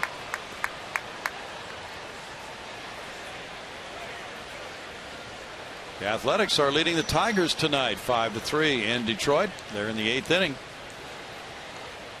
Proving me wrong again. They got a grand slam from Ben Zobrist, number 2. He's been on the disabled list. Altuve to his left. Maybe Oakland is not out of it, Yeah, like I say, I've been kind of watching them. They were right around the 15-30 mark, and now they're starting to pick up some wins, 20 wins on the year. I don't know. I don't know if it's still a little bit early to make that call.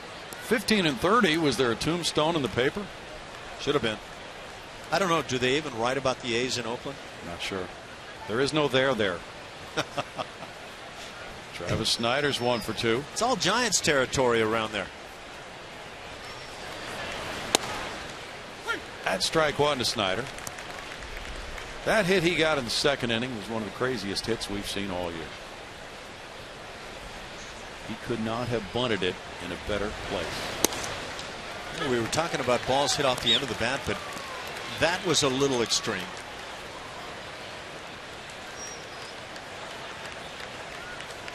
And that came at the end of a very big inning, so it could have really mushroomed even further. But Jones came up and struck out for the third out in that inning to prevent any further damage to McHugh. 1-2. I saw this kid, Travis Snyder, come up with the Toronto Blue Jays, and in the early goings, he looked like the second coming of Babe Ruth. Yeah.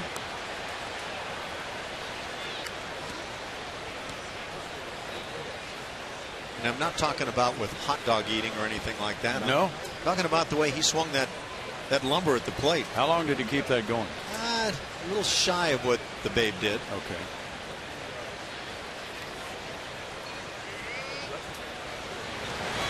You're talking about a month, maybe? It was probably less than. You know, it was one of those circumstances that we are growing accustomed to seeing around the major leagues. He came on the scene and tore it up, but they didn't want to overexpose him, so he'd sit, and just with each time he sat, he seemed to lose the edge, and eventually, I'm not so sure if he's lost all of it, but pretty close to it. 3-2. He was a first-round pick of Toronto in 06. Yeah, you don't want to play him too much. You don't want to put pressure on him. Meanwhile, hitting 480 footers the night before. And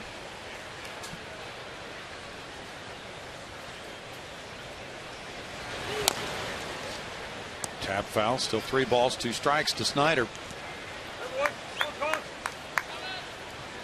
Miami is 4-10 since Dan Jennings took over as the skipper, but Miami leads the Cubs tonight 5-2 in the 9th.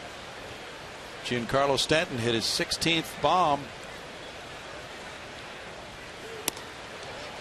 That is ball 4.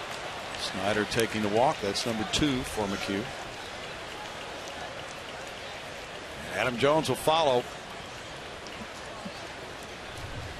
Did this changeup catch the strike zone? Ooh, it may have. Right there at the top. Come on, let's play with that high strike. Adam Jones has whipped both times tonight.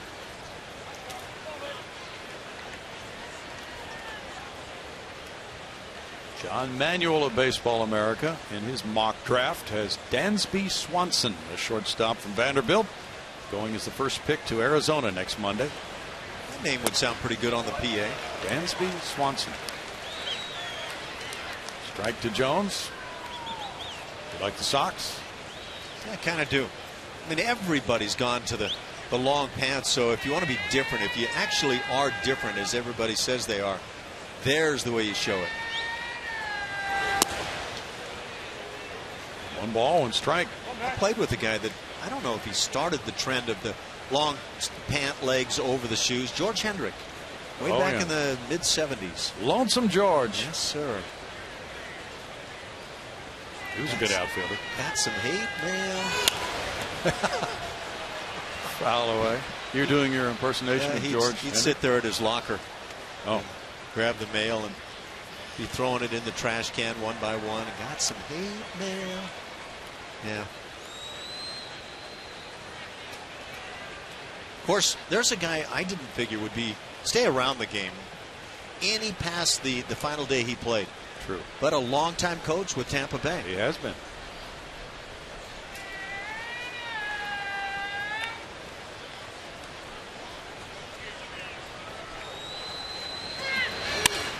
Jones hits one out into center field. Marisnick pursues it and grabs it now. An easy throw back for the double play. Snyder took off and he's doubled off first. An outfield assist for Marisnick. 8-3 on the double play. It's 5-4 Astros.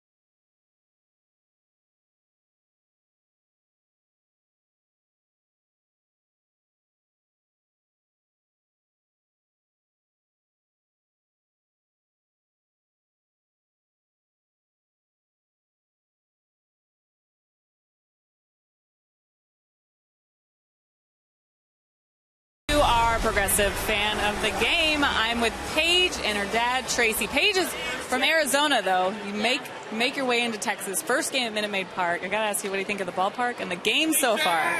It's going great. There's been a lot of home runs, so it's pretty interesting. You and Dad sharing time. Paige just graduated from high school, too. We want to congratulate you on that. You excited about what's ahead? Yes. Well, have a good time tonight, and thanks for being on Progressive Fan of the Game. Here you go. Thank you. Guys, up to you. Thanks, Julia. So school is out then. She's already graduated. Ooh, that's right. That's good to know. She's done. Summertime. We know it is out in some areas. There's Preston Tucker taking ball one.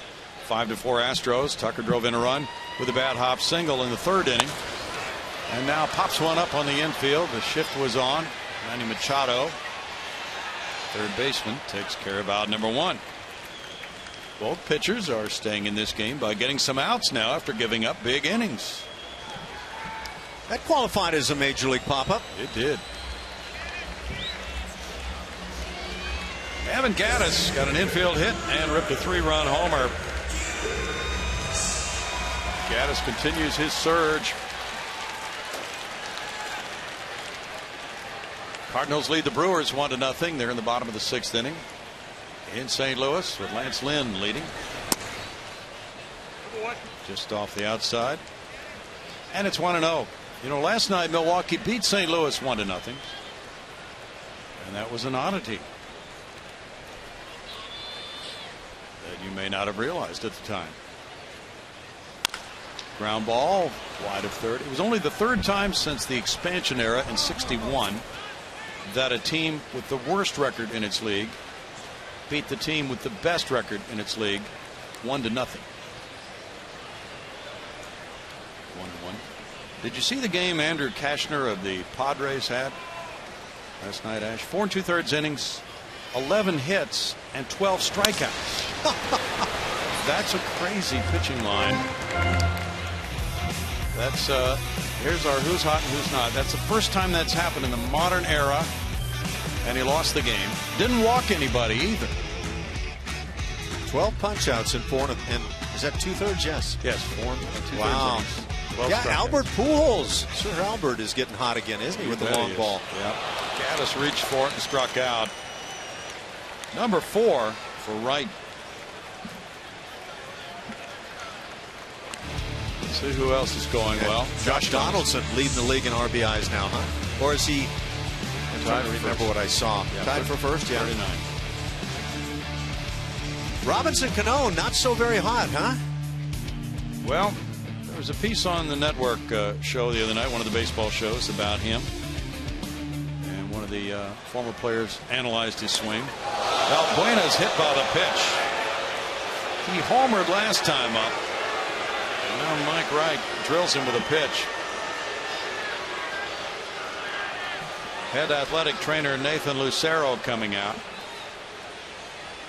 That can't feel good. I'd rather get it there than in the knee as Castro did last night, but that might have caught a little bit of that shin guard. That would be helpful. Looked like it did. Good placement by Luis. Unfortunately, it was on the side of it. Yeah. Where it's not padded, and it was at 94 miles per hour. Oh, hello. Well, let's hope he's all right. Well, Castro got one on the knee last night. It's been a rugged series for Astros hitters.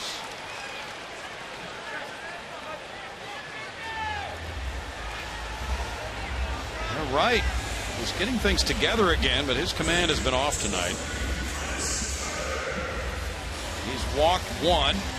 This is his first hit batter of this game, second of the season.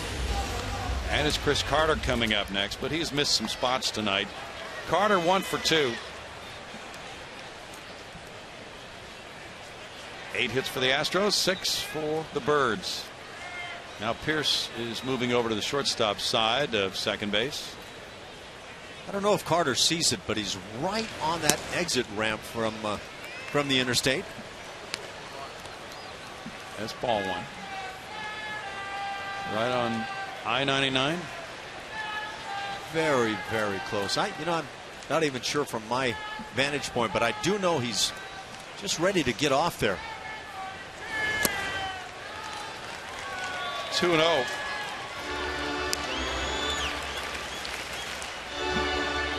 Is that big in a hitter's mind? Oh, absolutely. It's tough. And here you are, just about to the 3rd point on the season, and you're still looking up, and you've been looking at the 100s, even the 150s until just recently.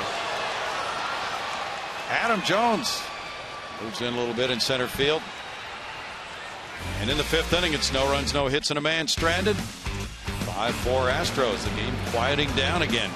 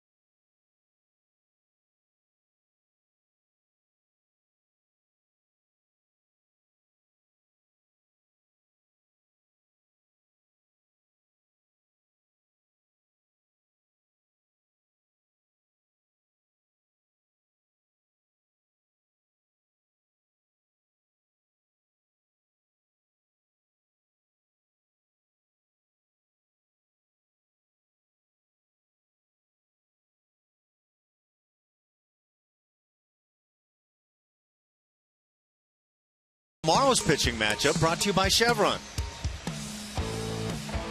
Lance McCullers goes for the Astros, and McCullers, boy, he's been impressive. His fastball in mid-90s just looks like a guy who's going to be a fixture in this rotation now, and he goes against the Orioles right-hander Miguel Gonzalez, who's 5-3, and he's pitched well. ERA at 3.48.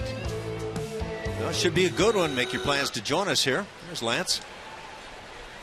Joe Thatcher and Josh Fields warming up for Houston as the 6th inning begins for Colin McHugh, leading 5-4. Chris Davis, the batter. Pitch is up for ball 1. Davis has walked and flied to right. And the infield is overshifted for him, with Young and Paredes to follow here in the 6th. He pulled the string, 1-1. His curveball is an excellent off-speed pitch.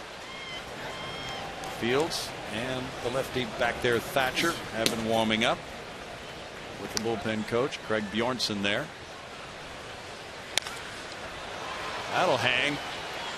Marisnik in center. If that comes down, he's out. 1 out. I don't know what the odds makers in Vegas had as the possibility of it coming down, but yeah, that's that uppercut swing. A couple of years ago, he wasn't missing many of those pitches. That's impressive, though. That man has some bat speed, doesn't he? Big, long, strong guy. Yes, he is. Delmon Young is 0 for 2.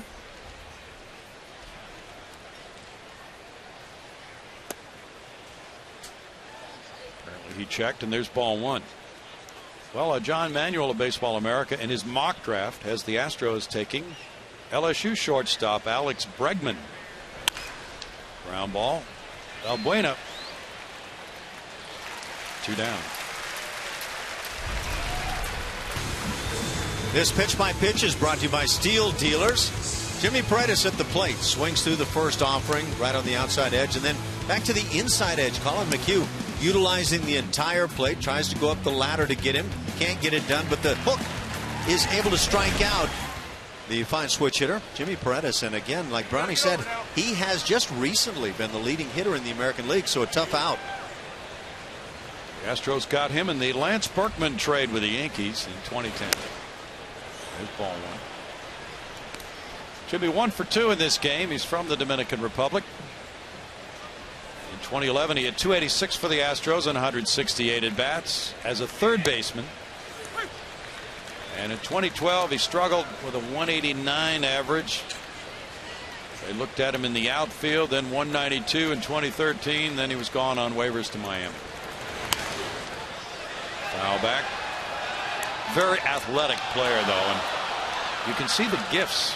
It's just a matter of what position he plays defensively. I don't think there's been one that has been all that suitable for him in the major leagues, frankly. That's why he's doing a lot of DHing.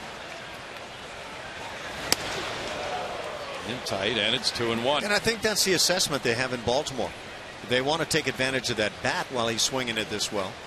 But there was a glimpse of some hitting abilities early in the career while a member of the Astros for Jimmy Paredes. Curveball got him. Strikeout number 6 for Colin McHugh, who maintains this 5-4 lead in the 6th.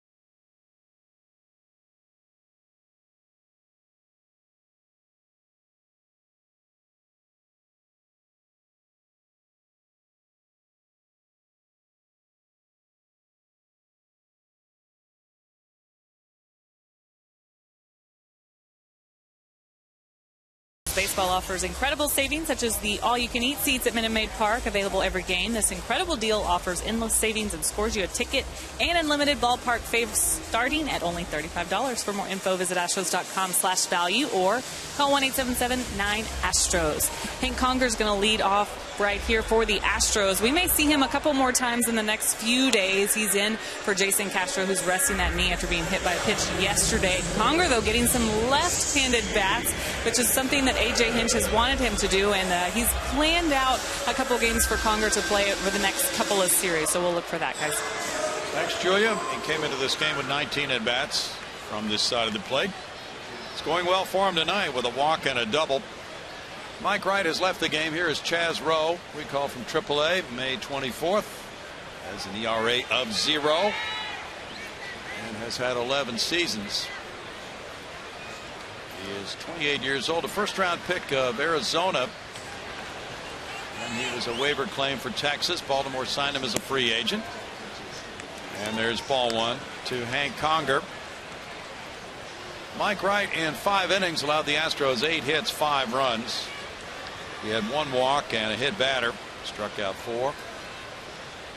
Infield is shifted around for Conger.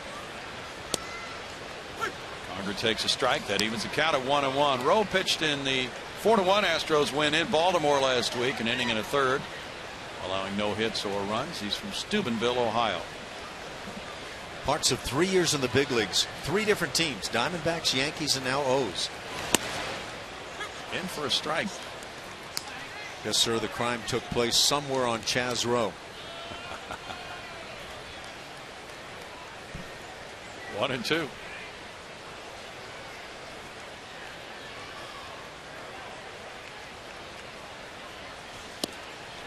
And he struck him out. Strikeout number 5 for Orioles pitching tonight.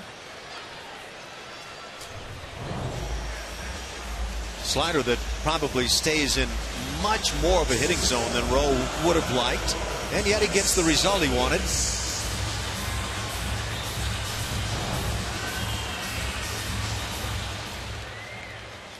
Marwin Gonzalez has hit the ball on the ground both times, bounced into a double play in the second, grounded out in the third.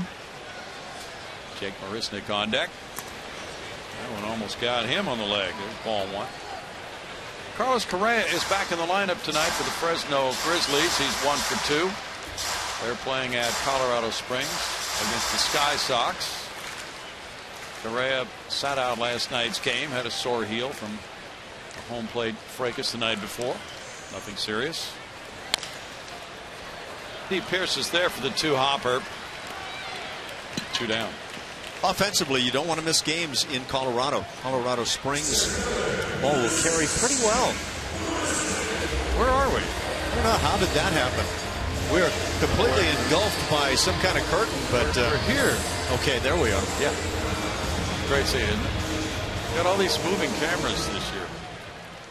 I hadn't even met that camera from behind. How'd that happen? Oh, it's Mike Stanton's camera. See. It's Frank.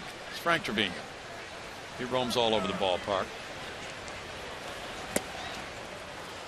Marisnick is called for a swing. Mike Stanton is guilty of having brought us some dessert this evening. Is this your birthday, Mike? It is my birthday. It is your happy birthday, Mike. Happy birthday.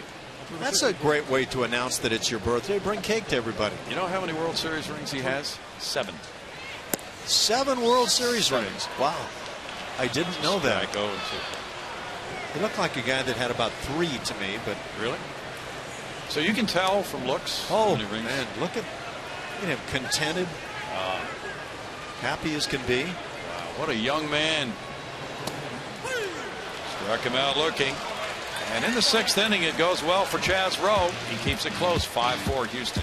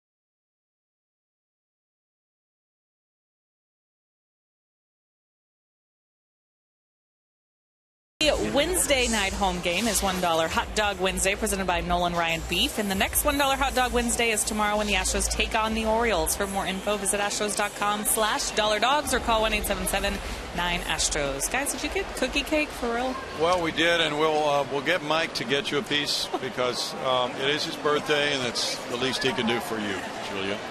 Thanks, guys. You know we'll take care of you. 5-4 ball game. The Astros lead it. Colin McHugh comes back out for the 7th inning. Closing in on the 100 pitch mark. It's Steve Pearce batting. He's 1 for 2 in RBI. Fly ball out to center field. Marisnick backing up. He cruises back for out number 1.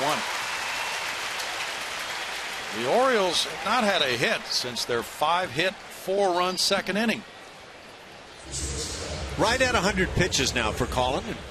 He would love to get through the 7th inning. A couple of balls have carried really well to center field tonight. Without any help from the wind at all. Flags have been quiet much of the evening. Ryan Flaherty had the 2-run triple in that 4-run second. He is 1 for 2. 3 infielders on the right side. And the strike one. This is a little different alignment, though, than some shifts because the second baseman is still on the dirt portion of the infield, not on the outfield grass. 1-1. Yeah, you get that hitter at the plate that can run a little bit. You can't play extremely deep. We've grown so accustomed to the big power guys at the plate getting the shift, and generally they don't run all that well, and you can put the guy deep in the outfield. 2-1.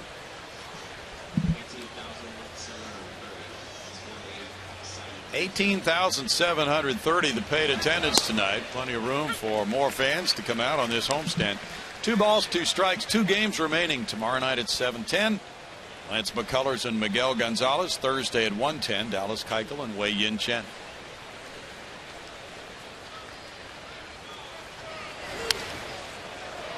Fouled away. Well, they have seen some explosive baseball tonight. The old explosive inning theory is at work, alive and healthy in this ballpark tonight. All the Orioles runs have been scored in 1 inning, and all the Astros runs have been scored in 1 inning. The Astros thought the 7th inning had come early tonight.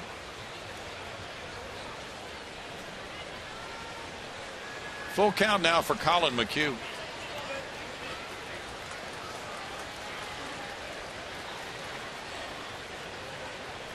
He's shooting for win number 6 of the season.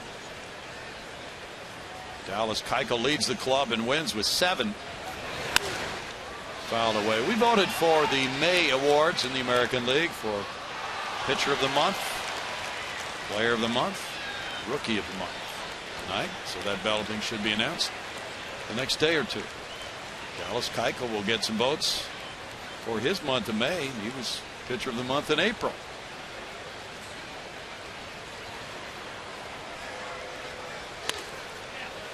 In the air, and that'll bring the third baseman over. Valbuena. 2 outs. Yeah, you do have a tendency of hogging the headlines when you've got an ERA that's microscopic. Fresno really whacked Oklahoma City last night 14-1. Asher Wojciechowski went to 4-0. Alex Presley had 6 hits, including his first homer. Nolan Fontana hit his second home run. Caleb Joseph is 0 for 2.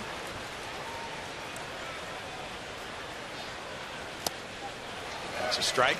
Astros announced their minor league players of the month for May.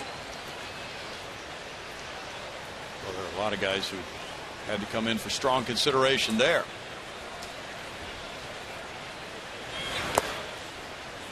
It's 1 ball and 1 strike. Alex Presley had a chance for 7 hits in that game. He went 6 for 7.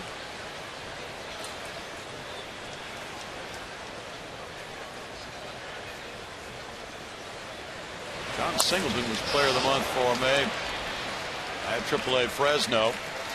That's out number 3. The Orioles have not had a hit since the 2nd. And the Astros leading 5-4 at the top of the order due up. And Springer, Altuve, and Tucker in the bottom of the 7th.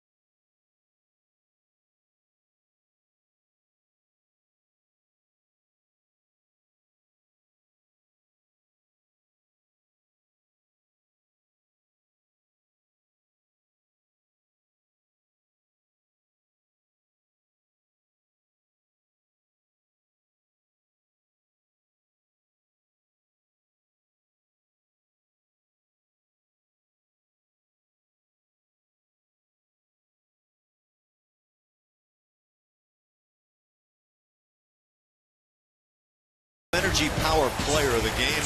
We're talking Evan Gattis, who hit a 3-run bomb.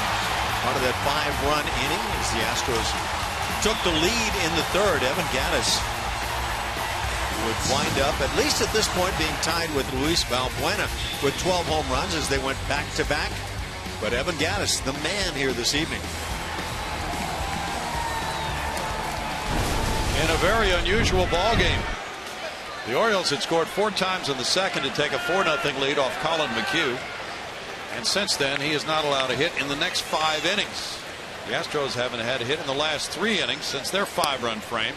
George Springer was strike 1, up for the 4th time tonight. He got that rally started in the third with a 1-out single to center field. Pat Neshek is warming up for Houston now. That's fouled away by George. No balls, 2 strikes. John Singleton, the May Player of the Month at AAA Fresno. Dan Straley was the May Pitcher of the Month. Tony Kemp was the Corpus Christi Player of the Month in May. Chris Davinsky won his 2nd consecutive Pitcher of the Month award. Bounce to third. Machado throws out Springer. 1 out. See what else is going on in the Astros minor league clubs. Updated numbers on John Singleton. Tony Kemp ripping it up at Corpus. A.J. Reed is also making an impact at High A Lancaster. Jacob Nottingham at Low A Quad Cities, 353. We have the 400 watch there on Tony Kemp. Yeah, I'm going to be watching for it. Joe Musgrove has had a big year. He's been moved up from Quad Cities to Lancaster, where he's doing well. And Akeem Bostic has a low ERA for Quad Cities. Jose Altuve looks at ball 1. Altuve 1 for 3.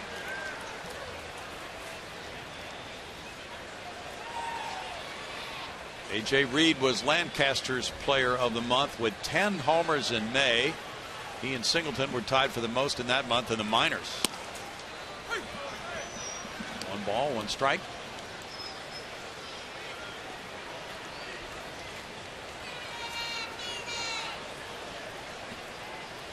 Somebody on Twitter said don't talk about what Corpus Christi's doing tonight. Shot by the shortstop. Flaherty into left center field. Altuve with a big turn. He'll slam on the brakes and go back. He's 2 for 4. Is that superstition talking? Yep, it is. Okay, so I guess we could all take a guess. Breaking ball. You can see the spin almost taken off the baseball by the time it came off the bat.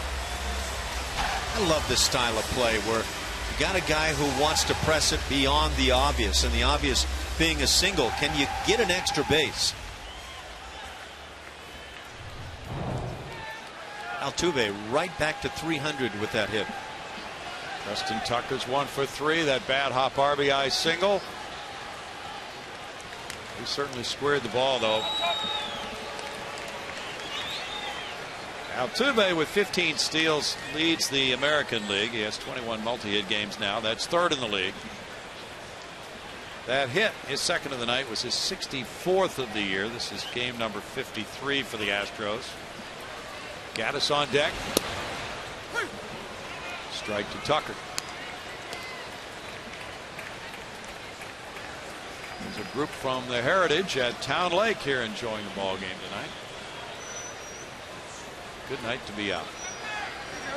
It sounds like a nice place. It is. You would love it, Ash. I bet I will.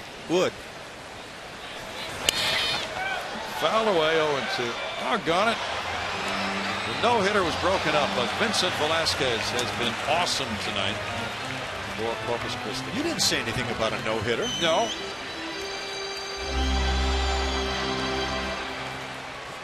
Vincent Velasquez is a name to take note of, though.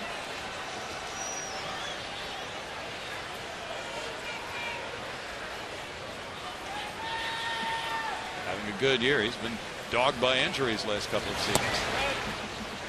1-2. The Astros pitching depth has certainly been tested with the injuries.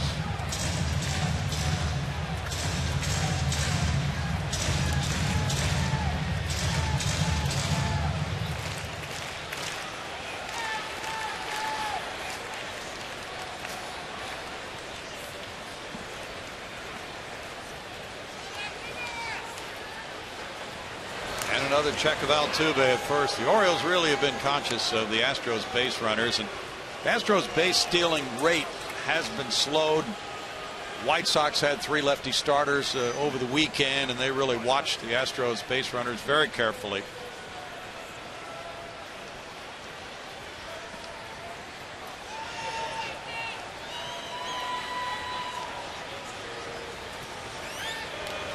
That's been the case. Altuve often does not have to dive in because he steals bases with a fairly short lead. He just has good instincts and sometimes can get a walking lead on his way to second base.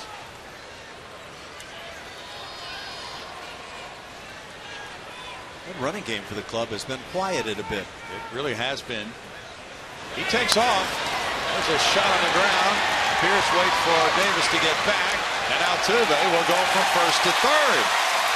On out number 2. Very good base running, and the fans are loving that effort.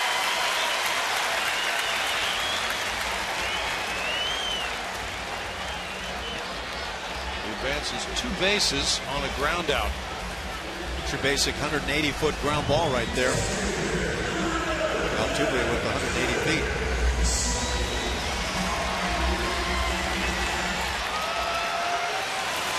I don't think there was any anticipation Altuve was going to go on to third base, because that throw from second base just didn't have anything on it, and that's where the mistake was made by the O's. Runner at third for Evan Gattis. He's 2 for 3. Looking at strike 1. Astros have been up by 1 since their 5-run third. The hit by Altuve was their first hit since the 3rd inning. Now they look for insurance. Lefty Brian Mattis is tuning it up in the Oriole bullpen.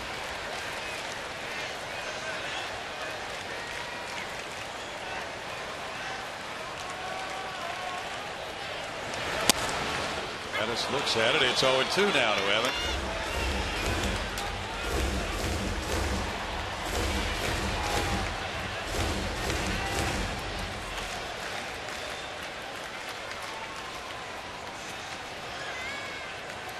Top of the Orioles order will be up in the 8th inning for Baltimore.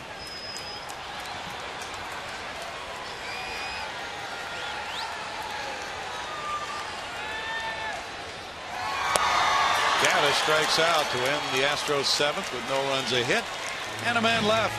Still 5-4 Houston, as it has been since the 3rd.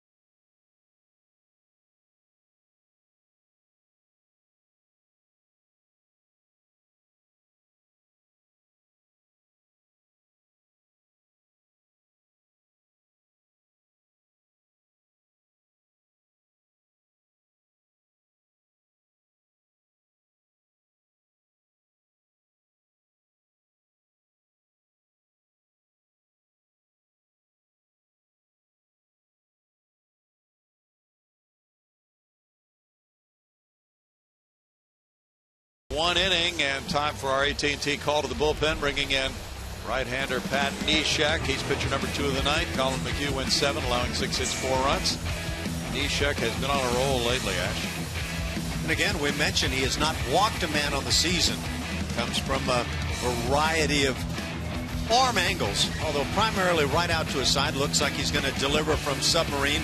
14 big holds on the season. He's Second best in the American League, third in the majors. And the numbers are just spectacular, and they are throughout the bullpen. Last night he got that 14th hold you talked about with a 1-2-3 eighth inning, leading 5-2. Now he throws to Manny Machado. First pitch, ball one. Machado is 2 for 3 with a run batted in. It's 12 hits allowed in a third of an inning, shy of 20 innings on the year for Neshek. He gets that in for a strike. 1-1. McHugh threw 111 pitches. 7 innings, 6 hits, 4 runs, 2 walks, 6 strikeouts. Second straight start in which he has given up 4 to the Orioles. He can be the winning pitcher. 71 of his 111 strikes. That's strike 2 to Machado. Yeah, that's a really nice turnaround evening for Colin McHugh. Boy, did that save the bullpen. Absolutely. He gives up 4 in the second inning and pitches 5 innings of no-hit ball after that. He retired the last 7. Fouled away. The Orioles starter Mike Wright in 5 innings allowed 8 hits, 5 runs. Walking 1, fanning 4, and hitting a batter. Astros bullpen has the second lowest ERA in the American League, 2.40. Trailing only Kansas City, and a half a run better on that ERA than the next closest club. In the air, and here's Marisnik coming in, but Altuve's out and underneath it. 1 out. Colin McHugh had a weird night, but it turned out well for the Astros. 3 runs allowed back, or make that 4 back in the second inning. And it looked like it was going to be a short night possibly for Colin. He wasn't getting that curveball by a lot of guys early in the ball game, but boy, did it turn around. And when it's all said and done, maybe a confidence boost for Colin. He certainly figured out some things along the way. Now Travis Snyder with a hit and a walk tonight. Looks at ball 1. He was doubled off first on the fly ball hit by Jones in the 5th inning. They're underway in Anaheim. Tampa Bay 2, the Angels nothing at the end of 1. Chris Archer going against C.J. Wilson. Logan Forsythe with his 6th homer. In for a strike, 1-1. Tampa Bay 1 game behind the Yankees in the AL East. The Angels have flipped things, and Eric Ibar has been leading off for the last few games, with Cole Calhoun, the former leadoff man, dropped to 4th in the order. Fly ball, and digging back to the warning track, Preston Tucker. That one carried further than it looked like it might coming off the bat. 2 outs. He pursued that one well. That's the way I had felt about some balls, a couple of balls to center field today. One that got over the head of Jake Marisnik for an early triple. That was Ryan Flaherty. Just looked up at the flags, and things have changed a little bit. The wind is now blowing out a little bit, so perhaps that's why. They have been hanging limp most of the evening. 2 outs, and it's Adam Jones. Jones 0 for 3. Texas is really seizing the opportunity, pounding on the White Sox. 11-2 in the middle of the 8th. Strike to Jones.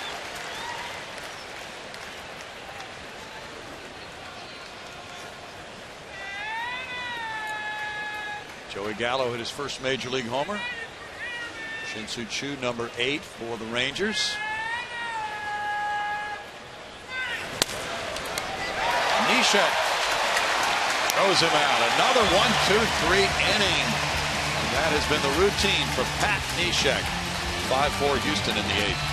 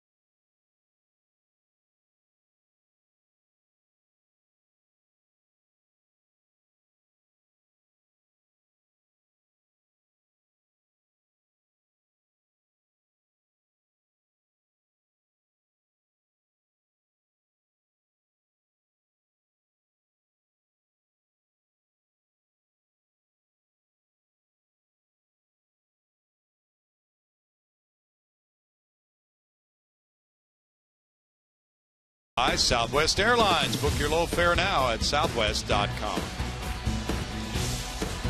5-4 Astros in downtown Houston. Bottom of the 8th inning is coming. Pitcher number 3 is on the mound for Baltimore, Oliver Drake. 28 years old from Worcester, Mass. He went to the Naval Academy, majored in quantitative economics. Oh, get out of here. No, that's right. All I know is Jimmy loves the Drake in his first year in the big leagues now. And just his 5th outing. 43rd round pick. Well, he's not too far from the Naval Academy playing for Baltimore, is he? You said he studied what? Quantitative economics. I couldn't even retain the name there for 10 seconds. That was your major, wasn't it? It wasn't until I dropped out of middle school. Yep. You were in quantitative catching. Now Luis Valbuena leads it off. He homered in the 3rd. Back-to-back homers by Gaddis and Valbuena. Showing button, and he wanted to swing, and he checked his swing. Ball 1.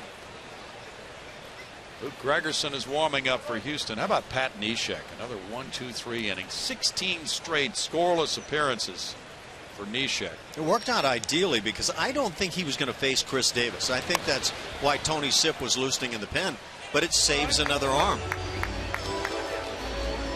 It's the 3rd longest active scoreless appearance streak in the majors for Neshek. And he has set a club record 24 consecutive games without a walk for Neshek to open the season. Last guy to do that in the majors was John Smoltz in 04. 2 balls and a strike. 17-inch plates were about 25 inches wide those days, weren't they? Well, that's true.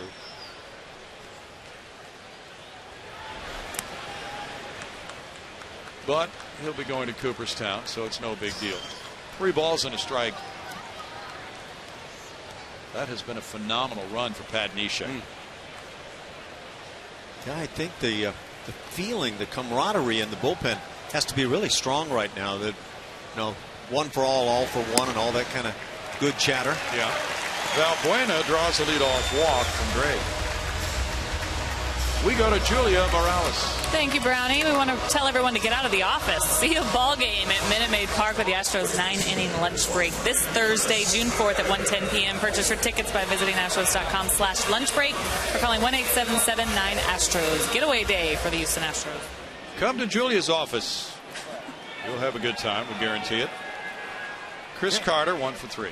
Ever since they put this curtain up in our little office, I never see Julia anymore. Ball 1. Is this the best office you've ever had, Julia? Absolutely. Yeah, but she's in the side compartment here. No, right now my office is on the field. This is pretty cool. That's right. Stay off the field. You get to feel the speed of the game. 2 balls, no strikes.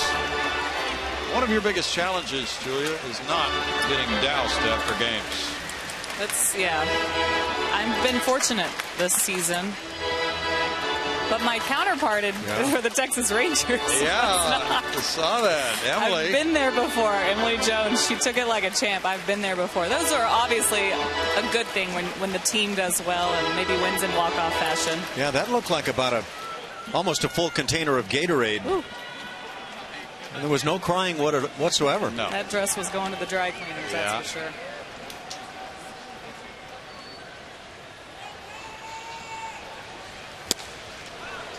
Two and one. What happens if that happens to occur on getaway day? It's happened before, Browning.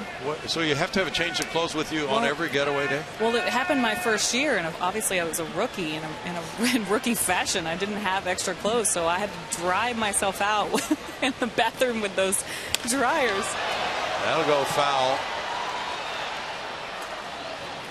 You have a tough job. And then I got on the plane. I think my shirt was blue from the blue Powerade. It's a good look. Do we still have that team rule of no traveling on the planes in wet clothes? No, that doesn't exist anymore.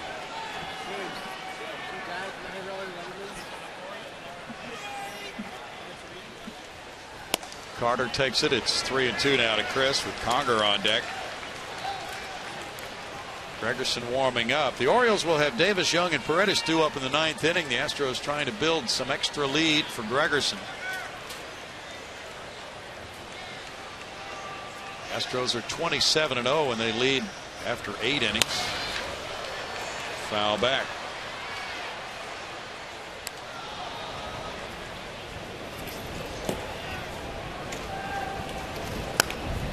Gregerson getting loose. The Astros need a win tonight to stay on that pace of the '98 team as the best in Houston history through 53 games, 33-20. Off the catcher's equipment. Still 3-2 to Carter. Indians won, Royals won, top of the 8th in Kansas City. Brandon Moss hit his 9th home run. Carrasco pitching for Cleveland. There's a team that's coming on. Yep. They're only 2 games under 500 yep. now. Another resurgent club like the Rangers. Carter draws a walk. Back-to-back bases on balls. Runners at first and second for Conger now.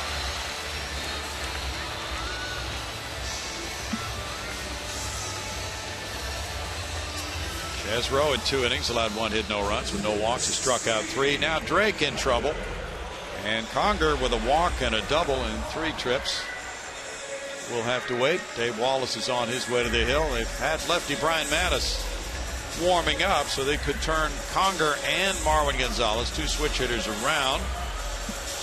Should that be the choice? Now they have a right-hander going as well. Darren O'Day. Mattis is sat down now.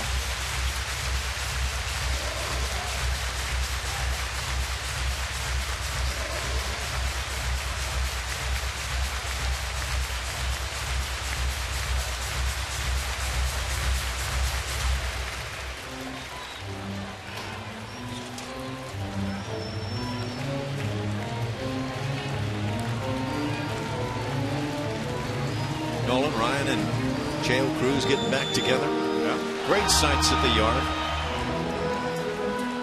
And Conger wearing the number 16 again after giving it up to Houston Street last year when Street joined the Angels after a trade.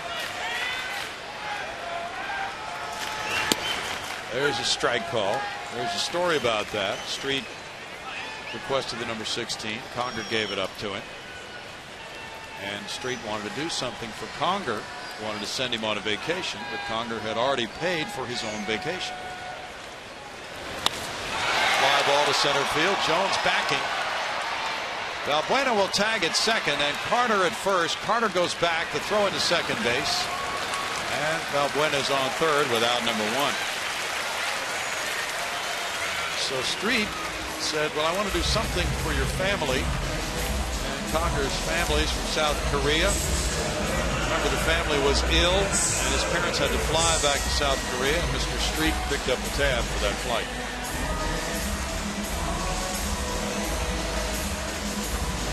It's not your standard little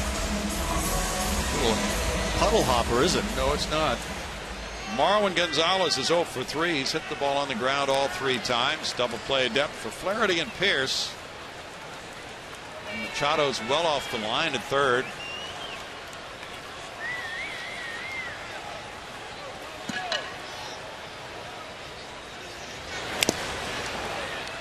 That's a foul, strike 1 for Marwin. Marwin with 12 runs batted in. It's a big situation here with the Astros up by 1 and that all-important runner at third with 1 out.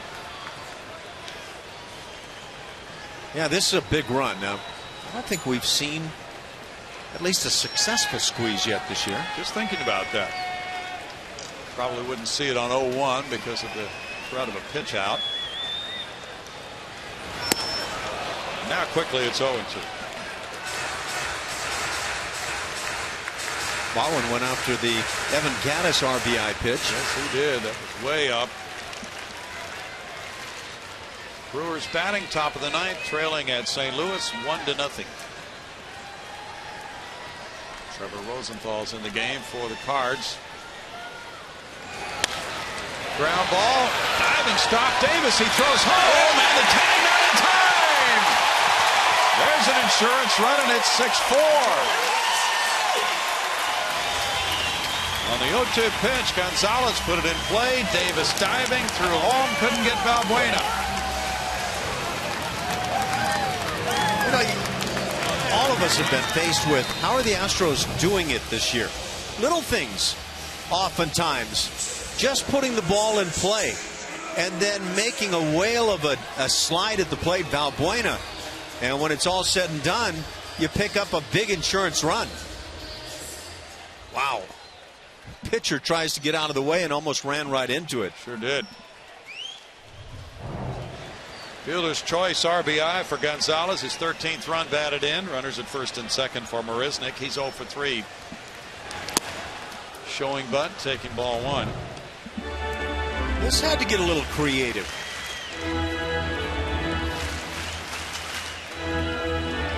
Adam Amari, the home plate umpire, moving around to see that slide. With the left hand tagging the plate. Run number 6, a 2-run lead now. 1 ball, 1 strike. That is so important what Gonzalez just did. Making some contact on that 0-2 pitch to get that run home to make it a 2-run lead. Once you get that 2-run lead, you get just as hungry to make it a 3-run lead. Test foul. And that would have done it. 1 and 2 on Marisnick.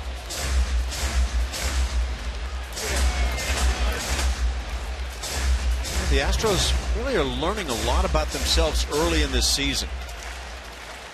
And if they do get the opportunity to battle to get to the postseason late in the year, I think all these experiences will be a plus. Excellent point. 2 and 2. Oh no. Oh no. Well, at least he got the baseball.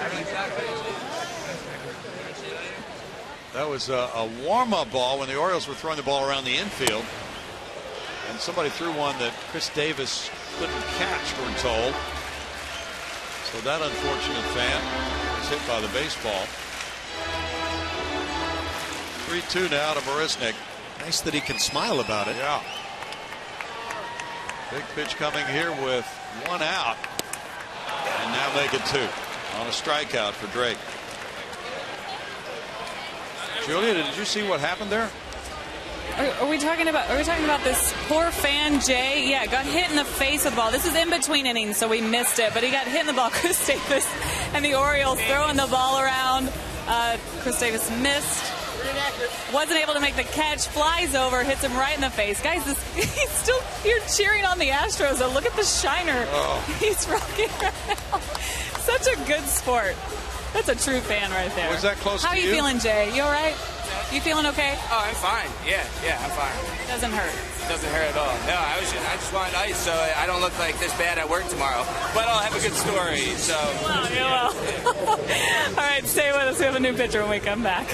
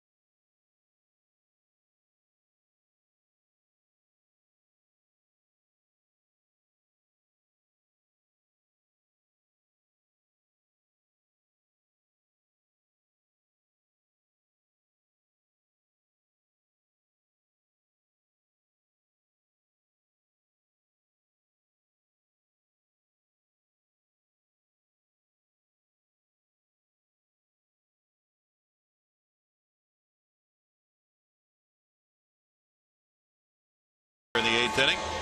And now the relief pitcher, Darren O'Day, comes in. He's pitcher number 4 for Buck Showalter. 1-0 with 1 save and a 0.95 ERA. Right-hand hitters are not exactly having a feast against him either. So a tough assignment now. He comes in to face George Springer with runners at first and second and 2 outs. Jose Altuve's on deck. Springer is 1 for 4. If it seems like you've seen a lot of O'Day through the years and he has been tough to get to, you're right. 10 2/3 innings against Houston, just 2 hits, no runs allowed. And there's strike 1. O'Day's 32 years old, from Jacksonville, Florida. He went to the University of Florida. Last year he pitched 68 times for Baltimore with an ERA of 1.70, striking out 73 in 68 innings. He's pitched for the Angels, the Mets, Texas, and Baltimore. Up with that one to Springer, and it's a 1-1 count.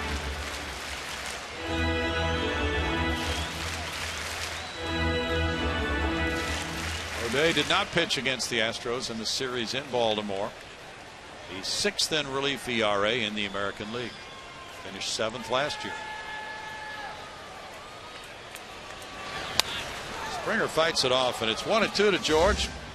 Carlos Corcoran has 5 runs batted in off the bench for Texas tonight. It's 15-2 Rangers over the White Sox. They're only in the 7th inning.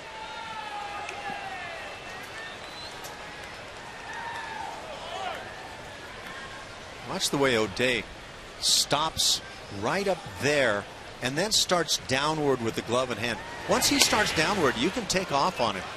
And there are a number of guys that do that and then stop again. And I have never understood why the umpires enable the pitchers to do that. In this case, there's no second stop, so it's legal. But boy, as a base runner, take off running once the 2 hands start downward.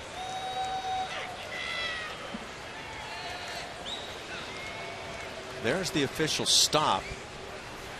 It does take a while, doesn't it? He strikes him out. In the 8th inning, the Astros pick up an insurance run on no hits. They leave 2. We move to the 9th, 6-4 Houston.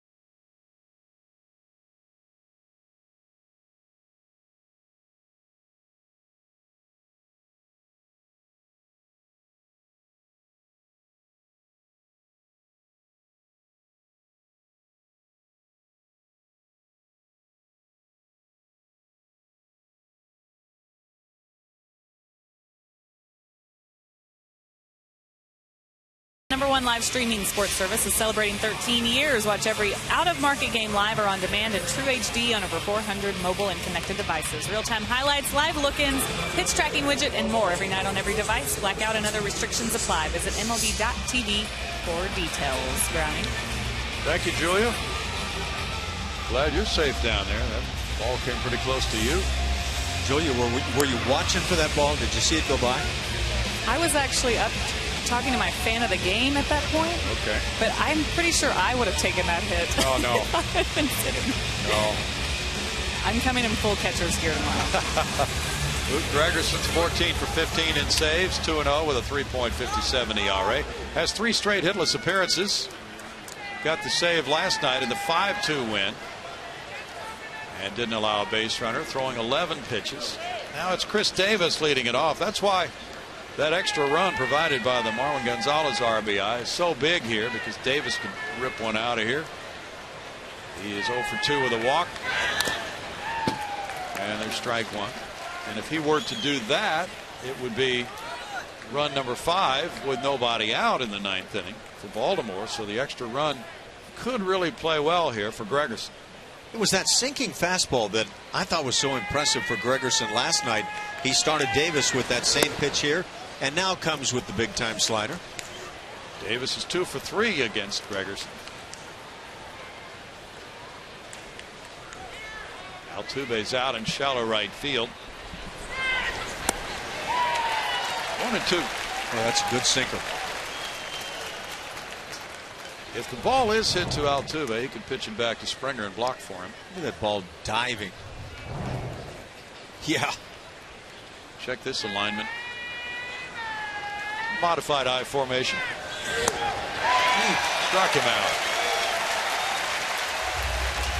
Strikeout number 7 for Astros pitching tonight. Just maybe taking well, not even taking any off, but ball just diving under the bat of Chris Davis. Now Delman Young. Young is 0 for 3 in this game. And against Gregerson in his career, 1 for 3. Strike to Young. The Astros trying to make it 2 straight in this 4-game series over the Orioles. The Orioles have beaten them in 7 straight series. That's a shot to right field. Springer way back looking. That ball is off the wall. He fires in to hold into a single. Very well played by George Springer. And Young gets only a single to right. Still brings the tying run to the plate, but it leaves the opportunity for the double play to end this thing. Shows you how much the insurance run can mean there in the bottom of the 8th inning. George Springer has quickly blossomed into one of the game's outstanding right fielders. That could be big. Jimmy Paredes, the batter. He's 1 for 3. Infield shifts around, playing him to pull. There is strike one. Gregerson struck out Paredes for the final out of the game last night.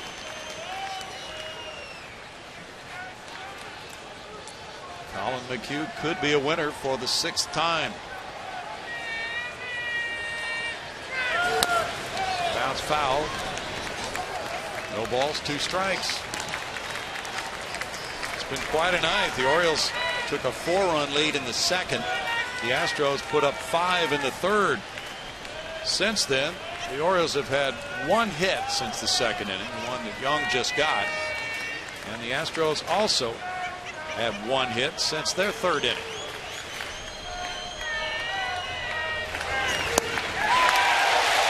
That is out number 2. Another strikeout of Paredes for Gregerson. Withheld that slider until a couple of strikes on Paredes, and then brings it and gets the punch out. Nothing but sinkers up until then. And look at the location, just staying down at or under the knees. Steve Pearce 1 for 3 with an RBI, his first time up. Here's the batter. Fans are getting up. A spirited crowd here tonight, hoping for win number 33 for Houston. That's strike 1.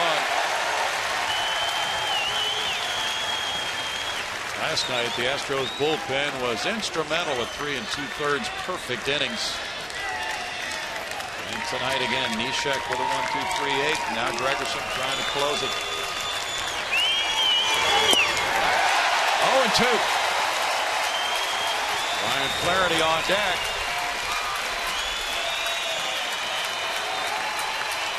A win keeps the Astros in the lead in the American League for the best overall winning percentage.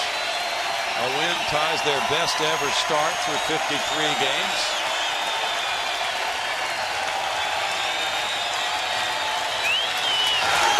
Swing and a miss.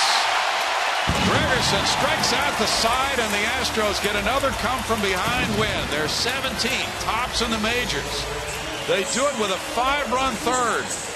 And that's the only inning in which they score until the 8th, when they get an insurance run to win it. Final score 6-4, Houston over Baltimore tonight.